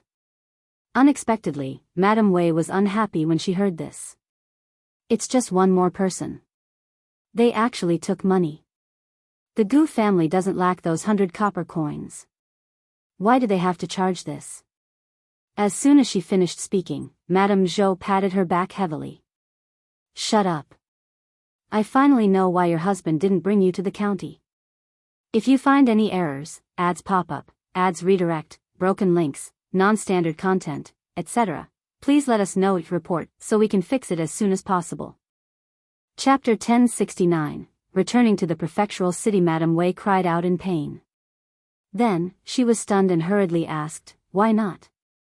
Because you're stupid and don't know your place. Madame Zhou sneered. If the Gu family doesn't accept the 100 copper coins, your father won't be at ease, your man won't be at ease, and your second brother won't be at ease either. When the time comes, he might as well not work in the Gu family. How come? It wasn't that serious. Madame Wei didn't care. Why not? The Gu family's carriage is to send Yunshu and Yuanji to school. Why should it carry two more people? Back then, in order to pick up Niu Dan, the carriage had to go to Dongyi Academy. The two schools are not close at all. Niu Dan and Yunshu are good friends, so they picked him up on the way. However, your sister-in-law will send some eggs and vegetables from time to time for the sake of friendship. Now, the two children in our family are going to school in the county city. In the end, you think it's just a matter of helping. Let me tell you, that's pushing your luck. What if everyone in the village follows? Whoever wants to go to the county city will just take the carriage? Then what will happen to the Gu family's carriage? Have you thought about the consequences? No wonder her son said to let Madame Wei stay at home and let her teach her how to conduct herself. This eldest daughter-in-law was too ignorant. She was so petty about 100 copper coins. If they hadn't been so friendly with the Gu family, would Yundong have considered letting Jin Kai in to be the shopkeeper? Madame Wei did not dare to speak after being glared at by her mother-in-law. When she lowered her eyes, she saw her sister-in-law, Madame Song, laughing at her misfortune. She was instantly furious. Madame Song turned around and went into the house. The next morning, the vaccination at the ancestral hall began again. As expected, another carriage came to the village from the county city. Unfortunately, Shao Qingyuan had entered the mountains early in the morning to pick herbs and did not come out until dark. Everyone thought that he had entered the mountains and would not return until tomorrow. But on the third day, the carriage came again. However, they found out that Shao Qingyuan had gone to a nearby village to purchase herbs. On the third night, these people simply found a farmer's house in a nearby village. They endured the dirty environment and hard bed frames and slept for the entire night. At dawn, they went to Yongfu village to stop Shao Qingyuan. Unexpectedly, Shao Qingyuan and Yundong had returned to the prefectural city. They came back mainly for two things. One was to take back the handkerchief, and the other was to inoculate the villagers. Now that the matter was completed, they really could not delay any longer. After all, the prefecture magistrate didn't give him much time. He had already stayed in Yongfu village for a few days. This time, Yundong and Shao Qingyuan did not return to the prefectural city alone. Yunshu and Yuanji also went with them. The two of them had just finished the vaccination a few days ago. There were still some acne marks on their bodies, but they were fine. However, these two little guys stayed obediently in the carriage this time and did not even look out. It was as if they were afraid that others would see their ugly appearance. Yundong could not help but think of young Lady Yunka. It seemed that her younger siblings were very concerned about their image. At such a young age, they already knew the importance of their looks. However, Ah Zhu, Shao Quan, continued to stay in Yongfu village. When the carriage arrived at the prefectural city, the sky was slightly dark and it looked like it was going to rain. Yundong lifted the curtain and looked out. The pedestrians on the road were indeed in a hurry. Just as she was about to make the carriage speed up, her eyes paused. Suddenly, she saw a familiar figure standing in front of the notice board. Stop the carriage. Phew, Shao Qingyuan pulled the reins. As soon as the carriage stopped, Yundong jumped out and walked to that person's side. If you find any errors, ads pop up, ads redirect, broken links, non-standard content, etc., please let us know your report so we can fix it as soon as possible. Chapter 1070, Eldest Aunt Gu wants to move out. Eldest Aunt? Yundong patted her shoulder. Gu Dafeng was stunned for a moment before retracting her gaze from the portrait on the notice wall. Yundong, you're back? Gu Dafeng said in surprise. Yundong nodded and looked at the notice wall. There was still a portrait of her uncle there, but there was still no news of him. Gu Dafeng sighed slightly. We're reunited. Only your uncle is left. I don't know where he is now. Yundong pursed his lips. Eldest aunt, don't worry. This portrait is not only in Shuanha Prefecture, but also in Qingyuan Prefecture, Wanqing Prefecture, and even the capital. I've also asked someone to find out his whereabouts. Gu Dafeng nodded. I know. I just feel a little uncomfortable. It's been so long, and there's no news at all. Do you think he's all ready? She didn't dare to continue. If that was the case, Gu Dafeng hoped that she wouldn't hear from him for the rest of her life. Losing her daughter was already abnormally painful. If even her youngest brother lost his life in that escape, how bad would that be? He hadn't even married yet. Yundong was actually prepared for this, but she was a little indignant. Eldest aunt, let's go back first. It's going to rain soon. By the way, Yuanji is also in the carriage. When Gu Dafeng heard this, she did look away. She rubbed her face hard and turned around with a smile. She hurriedly got into the carriage. The two children in the carriage seemed to be sleeping, but they were woken up by Yundong stopped the carriage. They were still in a daze and were about to sit up. Gu Dafeng had not seen her son for a while. Seeing him like this, he immediately smiled. When Bian Yuanji saw his mother, he suddenly became energetic and pounced over. Mother. Gu Dafeng hugged him and sat down at the side. Are you still sleepy? Sleep a little longer. Mother will wake you up when we get home. Bian Yuanji blushed and nodded. Then, he leaned into her arms and closed his eyes. Yunshu pouted and turned to look at her sister. Gu Yundong, as expected, the child stuffed his head into Gu Yundong's arms without a word and closed his eyes to continue sleeping. Gu Yundong looked up at the sky. She really wasn't married yet, brother. Gu Dafeng originally wanted to carry Yunshu over, but when she saw this, she couldn't help but laugh. The carriage moved again. Gu Dafeng lowered her head to look at her son. When she looked up again, she lowered her voice. Yundong, I plan to move out after your father finishes the prefectural examination. Gu Yundong was stunned. Why are you in such a hurry? How am I in a hurry? Gu Dafeng shook his head. My husband can already stand up now. He can even take a few steps despite swaying. He's getting better and better. Of course, we should find another house to live in. It had been half a year, and Bien Han's legs had indeed recovered a lot. Although he was still in a wheelchair, he could stand up and take care of himself. Gu Yundong thought about it and did not ask him to stay. Alright, are you still looking for a house on Xingtao Street? Yes, I asked Shao Yuan's mother to keep an eye out for me. The two of them spoke as they arrived at the small courtyard. The Gu family was very happy to see them back, especially little Yunka. She rushed over to hug her brother, but when she ran up to him, she found the acne mark on his face. The young lady immediately stopped in her tracks, turned around, and fell into Gu Yundong's arms. The whole family was laughing. Only Gu Yunshu, who had been despised, was full of hatred. The next day, Shao Qingyuan went to the Million Gold Pavilion again. However, the rest of the Gu family began to nervously anticipate the prefectural examination that would be held in 3 days. If you find any errors, ads pop up, ads redirect, broken links, non-standard content, etc., please let us know each report so we can fix it as soon as possible. Chapter 1071, Prefecture Examination Result released. The registration for the prefectural examination and the content were similar to the county examinations, but there had to be one more endorser. As for the examination subjects, they were divided into scripture analysis, essay, and strategy analysis. After the prefectural examination, it would be time for the prefecture examination.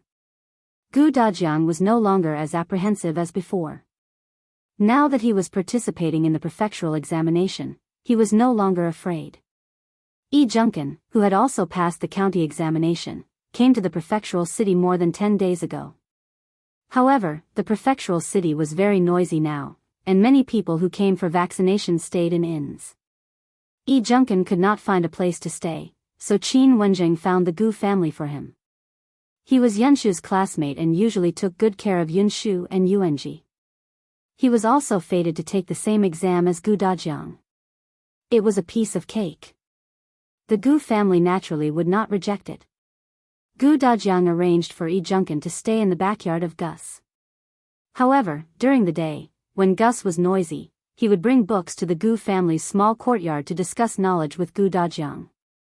Now that their relationship had improved by leaps and bounds, they were like friends for years. On the day of the exam, Gu Yundong brought her younger siblings and mother to send Gu Dajiang to the examination hall. At 5:15, before dawn, the examination courtyard opened. Thousands of examinees were body-checked one by one. Gu Yundong handed the examination basket to Gu Dajiang. Now that the weather was getting warmer, he had finally broken free from the shackles of 10 single clothes. There was nothing in the examination basket. Other than the identity card, nothing else was allowed to be brought into the examination hall. The calligraphy, ink, paper, and inkstones were provided by the examination hall.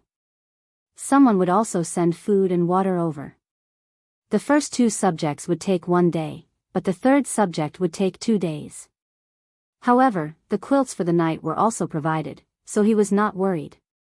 After Gu Dajiang went in, they turned around and left. Fortunately, Gu Dajiang wasn't by the toilet this time. The entire exam went unexpectedly smoothly. When the prefecture examination ended, Gu Dajiang walked out feeling refreshed. The entire family went forward. Gu Dafeng was the first to ask him, "How did you do?" Did you answer all the questions? Everything's fine. There's no need to worry. Yes, other than the food provided in the examination hall being a little unpalatable, Gu Dajiang felt even more at ease in the prefecture examination than in the county examination. There were many people outside the examination hall. Gu Yundong was afraid of her younger siblings getting hurt from all the squeezing, so she quickly got them into the carriage and went back first. A few days later, the rankings would be released. The family first booked a nearby tea house and found a private room to sit in. Shao Qingyuan was also here. The million gold pavilion no longer needed him. The doctors inside had already become proficient. To everyone, the popularity of the cowpox vaccination method had already decreased. Everyone was more concerned about the prefectural examination and the rankings. Therefore, when the rankings were posted, there was a huge crowd in front of the notice board. It was much grander than the county examination back then. Gu Yundong was waiting upstairs, but Shui Rong and Tong Shuitao could not wait any longer and went down early to squeeze to the front. After an unknown period of time, the sound of, "I got it," exploded in everyone's ears. Gu Yundong could not help but become nervous. Her father was the county champion back then. She did not know if he could continue to be the champion. Just as she was thinking about it, a loud shout came from downstairs again. "Who is the champion?" Gu Yundong immediately pricked up her ears to listen. She was not the only one. Everyone else present was the same. On the other hand, Gu Dajiang looked indifferent. To him, obtaining a county championship was already unexpected. It would be a little difficult to obtain the prefecture championship. If you find any errors, ads pop up, ads redirect, broken links, non-standard content, etc., please let us know it report so we can fix it as soon as possible. Chapter 1072, Take Down the Champion. Putting aside the fact that there were thousands of people participating in the prefecture examination, just the Tianhai Academy alone was already filled with talents. As expected, an unfamiliar name was quickly mentioned downstairs. Everyone felt a little regretful, but they still had a smile on their faces as they comforted Gu Dajiang. "It's fine, it's fine. This prefectural examination is so difficult. We saw people taking the exam that day. They were all in their 70s or 80s. It's obvious that it wasn't easy to pass. We can't be too greedy." Gu Dajiang didn't know whether to laugh or cry. "You don't have to do this. I'm already mentally prepared. As far as I know, there are dozens of people participating in the prefectural examination from Tianhai Academy this time. All of them are people who are well read. I'm an old man who has only been in the academy for less than a year. I'm already satisfied to be able to pass." How many years had it been since he had put down his books? The championship was not a carrot or cabbage. It was not that easy to get it.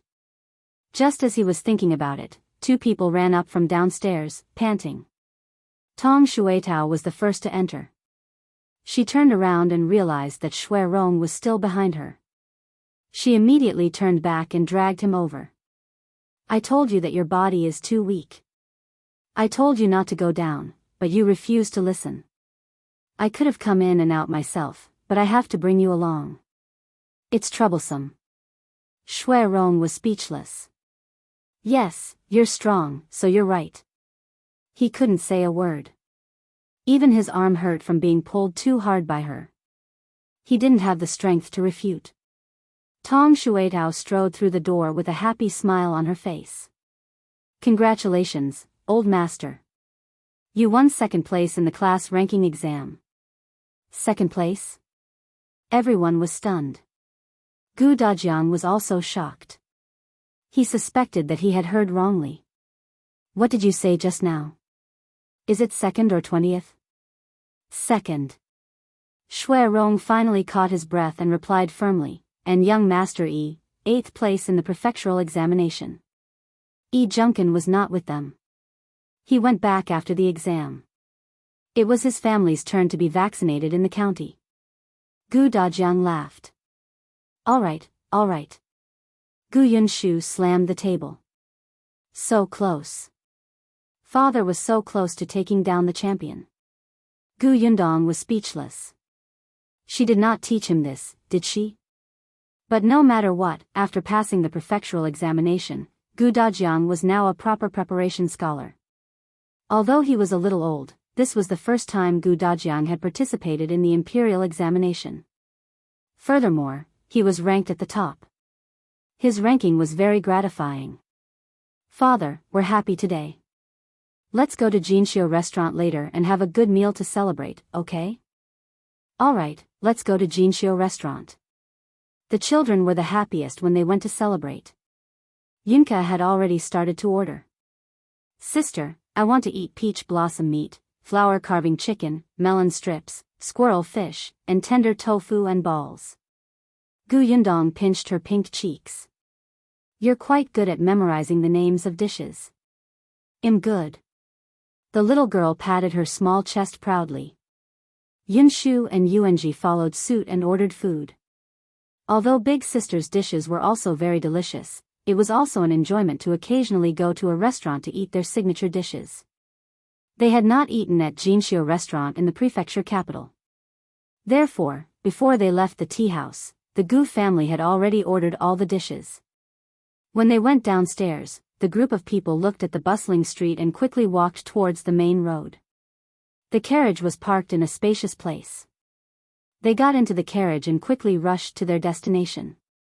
However, when they arrived at Xianxia restaurant, just as everyone sat down in the private room, the shop assistant suddenly came up and said, Miss Gu, Tong Ping is here. Should we invite him up? If you find any errors, ads pop up, ads redirect, broken links, non-standard content, etc., please let us know each report so we can fix it as soon as possible. Chapter 1073, Giving Birth. Gu Yundong was about to order when she heard this. Tong Ping is here? Yes, he is. Get him up here. Tong Shuitao quickly stood up. Miss, I'll go welcome my father. Seeing Gu Yundong nod, she immediately followed the shop assistant downstairs. Gu Yundong, on the other hand, found it strange. Tong Ping is here to deliver goods. Then why did he come to Xianxia restaurant? Maybe to help carry things, Shao Qingyuan said. Because he had a good relationship with the Liu family, sometimes when the Gu family needed to deliver something and the Liu family needed too, the Liu family would ask them to carry it. It was not troublesome. As they were pondering, Tong Shuitao had already brought Tong Ping up. Gu Yundong looked up and saw the excitement on Tong Ping's face.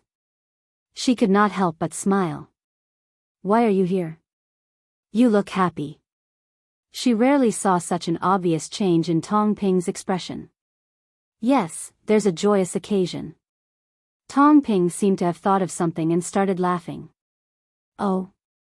Tell me quickly. The smile on Tong Ping's face never faded. The night before last, my wife gave birth. Gu Yundong's eyes lit up. The child is born? That's right, Tong Ping's wife's due date was indeed within these few days. Previously, she had even prepared a red packet gift. It was just that it happened to coincide with her father's examination, so she had forgotten about it for a moment. The others also became happy. Tong Shuitao jumped up in shock. My mother gave birth? A boy or a girl? When did she give birth? Is my mother all right? All right, all right, all right. Your mother is quite good. She gave birth to a big fat boy and it went smoothly. This was all thanks to the Gu family's masters treating them well. Tong Ping still remembered that when Tong Shuitao was born, his wife had been in pain for an entire day and night and almost couldn't make it. Shuitao was also thin and small, as if she would die if her parents weren't careful. At that time, his wife was thin and weak. After she got pregnant, she had to work too. If she did not do well, she would have to kneel and kowtow to the master and be scolded. When she was pregnant with Shuitao, the young master even deliberately knocked into her stomach twice, scaring the Tong family so much that they thought that they would lose the child. But what could they do? Even if the young master wanted to abort the child in her stomach, they had no right to object. However, things were completely different in the Gu family. They ate and lived well. When their wives were pregnant, they were healthy and did not suffer from any illness. With money in their hands, they could also hire a doctor and a midwife. The food they ate was not bad either. Miss even told his wife to rest more, especially when the pregnancy was unstable in the first 3 months. She did not let her work at all. In the end, even if it was stable, she would only let his wife do some light work. These days, there were only 2 young masters in the family. They actually did not have much to do. The 2 young masters were even more amiable. They ran and jumped after leaving the Gu family. At home, they only read and wrote. His wife especially liked to listen to the young masters read in the room. Listening to their tender voices, she felt exceptionally comfortable and stable. Tong Ping felt that when this kid grew up in the future, he would definitely be like his second brother, Tong'an, who could read and study especially quickly. Actually, her doctor said that it was still a little dangerous for his wife to give birth at her age. However, they did not expect it to be even smoother than Shuetao's. She came out in 2 hours. Even the midwife said that it was a miracle. If you find any errors, ads pop up, ads redirect, broken links, non-standard content, etc., please let us know each report so we can fix it as soon as possible. Chapter 1074, Bestowing a Name. Tong Ping's emotions surged, and he couldn't help but say, the child has just been born and doesn't even have a name. I just want to ask Old Master to give the child a name. I wonder if it's possible. Gu Dajiang was very happy. You want me to name him? Of course. Back then, I was the one who named Yundong and the others. Thank you, Master. Gu Dajiang lowered her eyes and fell into deep thought. He tapped his fingers on the table. The elder sister's name is Shuetao, and the younger brother's name can be Yuzhu. One is water, and the other is wood. They grow together. Bamboo also represents tenacious life force, and it also means blessings for peace and prosperity. I hope this child is safe and happy. Brother and sister are united, and the benefits will cut through gold. Yunxu was eager to give it a try. In fact, he had already thought of many names in his heart. It was a good time to say them now. When the time came, he would let Tong Ping choose one. Unexpectedly, just as he opened his mouth, before he could say the first name, Tong Ping suddenly knelt down and kowtowed heavily. Thank you for the name, Old Master. Gu Dajiang was shocked and quickly got him to stand up. All right. Today is a happy day. Don't kneel here and there. I like to give names. Unfortunately, Ah Mao and the others didn't look for him when they changed their names. This made Gu Dajiang regret it for a long time. Gu Yundong immediately called out to him, all right, you're here. Let's eat together. This is a joyous occasion. We have to celebrate. Tong Shuetao was so happy just now that tears flowed out. At this moment, she hurriedly wiped her sleeves. That's right, Father. Today is a double blessing.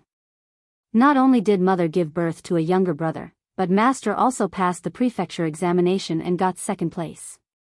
Tong Ping suddenly came back to his senses. Yes. Today is the day of the Prefectural examination's result release. Before I came to the Prefectural city, the village chief asked me to bring the news back after reading it. I went over just now, but the streets there were too congested and I couldn't squeeze in. I wanted to go around this side, but I didn't expect to see Master and Miss enter the Xianxia restaurant just as I came over. I hurriedly ran over. In the end, when young Miss asked him what happy news he had, he immediately thought of his wife giving birth to a child and forgot what he wanted to say. Unexpectedly, Old Master actually got second place. This was really a joyous matter. Not only that, but young Master Shao had also presented the Emperor with the cowpox vaccination method. Everyone in Yongfu village treated him as a hero. 3 blessings. The Gu family was very happy. They called the waiter over to order more food. Everyone ate to their heart's content before leaving Xianxia restaurant happily. After leaving the door, Gu Yundong said to Tong Shuetao, your mother has given birth to a baby. Go back and wait on her before coming back.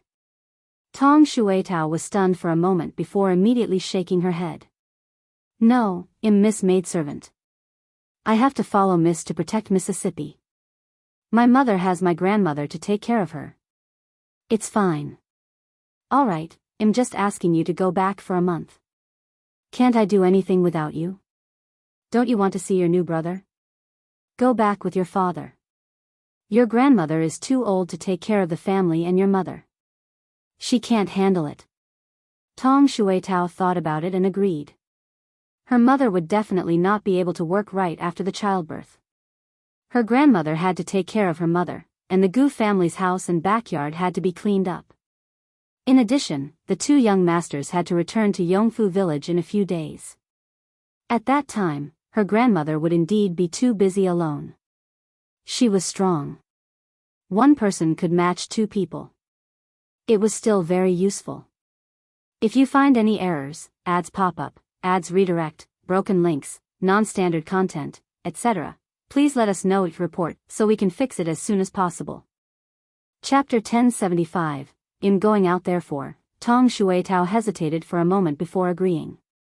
After all, she could not wait to see her newborn brother. Tong Shuitao quickly went back to pack a few sets of clothes, then left with Tong Ping. The Gu family had all returned home. When the results of the prefectural examination were out, the neighbors also knew. On the way back, Gu Yundong specially bought some sweets and snacks for everyone to enjoy. As soon as they reached home, someone came to their door. The people living here were all scholars, including elementary scholars and high scholars. Therefore, although Gu Dajiang had won second place in the prefectural examination, everyone was not very surprised. They came to congratulate him and returned. The candy in Gu Dajiang's hand was quickly distributed. The family living next door to the small courtyard was the last to leave. When she left, she pulled Gu Dafeng and said, "Previously, a girl surnamed Fan came over and said that there's already some progress in the matter you asked her to pay attention to. She asked you to go over tomorrow to take a look." Gu Dafeng's eyes lit up. She quickly thanked the neighbor and sent her out. Gu Dajiang asked curiously, "Who is Sister Fan?" "It's Shao Yuan's mother." Gu Dajiang was enlightened. So it's Shao Yuan's mother. She had an impression of this. The potted plants in the courtyard were all bought from her. "What did you ask her to pay attention to?" "It's about finding a house." "Didn't I tell you before?" "Well, move out after you pass the prefectural examination." Gu Dajiang was stunned. "You did, but I just passed the prefectural examination." "You're too fast." Gu Dafeng waved her hand. "What's so fast about it? I've been searching for a month before there's finally a suitable one. I'll go take a look tomorrow. If it's possible, I'll rent it." "Actually, don't stop me. You know my personality. Besides, I've already spoken to you." Gu Dajiang couldn't help but sigh and stop persuading her. Indeed, there was no reason to stop her from leaving. His brother-in-law Bian Han's legs had already recovered, and their wooden carvings were selling well. Previously, Bian Han had listened to Yundong's suggestion and often carved complete sets of works. There were indeed many people who were unwilling to just buy one item. When they saw a complete set, they insisted on buying it together. Gu Dafeng already had a lot of money in her hands. Now, the couple also planned to buy some good wood and carve more exquisite things. They could sell them in the shop later. When they had enough money, they would consider renting a shop. That way, they would not have to go to the market every day. It had rained several times in the prefectural city a few days ago, and it would last for 2 to 3 days. It was not convenient for Gu Dafeng to set up a stall in such weather. It was better to have her own shop. Seeing that her father had no objections, Gu Yundong said, "Eldest aunt, I'll go with you tomorrow." "You're free tomorrow?" "It's okay." Gu Dafeng nodded. "Coincidentally, I heard that the local tyrants at Xingtao Street are afraid of you. With you around, I can avoid a lot of trouble." The children immediately raised their hands. "We're going too. Don't follow me. It's not like we need so many people for a gang fight. You can go after we rent the house." Gu Dafeng rejected them mercilessly. The children pouted in disappointment. They turned around angrily and ran into the house, muttering something. Shao Qingyuan, who had been silent all this while, narrowed his eyes slightly. He clenched his fists and suddenly said to Yundong, "I'm going out for a while. If you find any errors, ads pop up, ads redirect, broken links, non-standard content, etc., please let us know it report so we can fix it as soon as possible."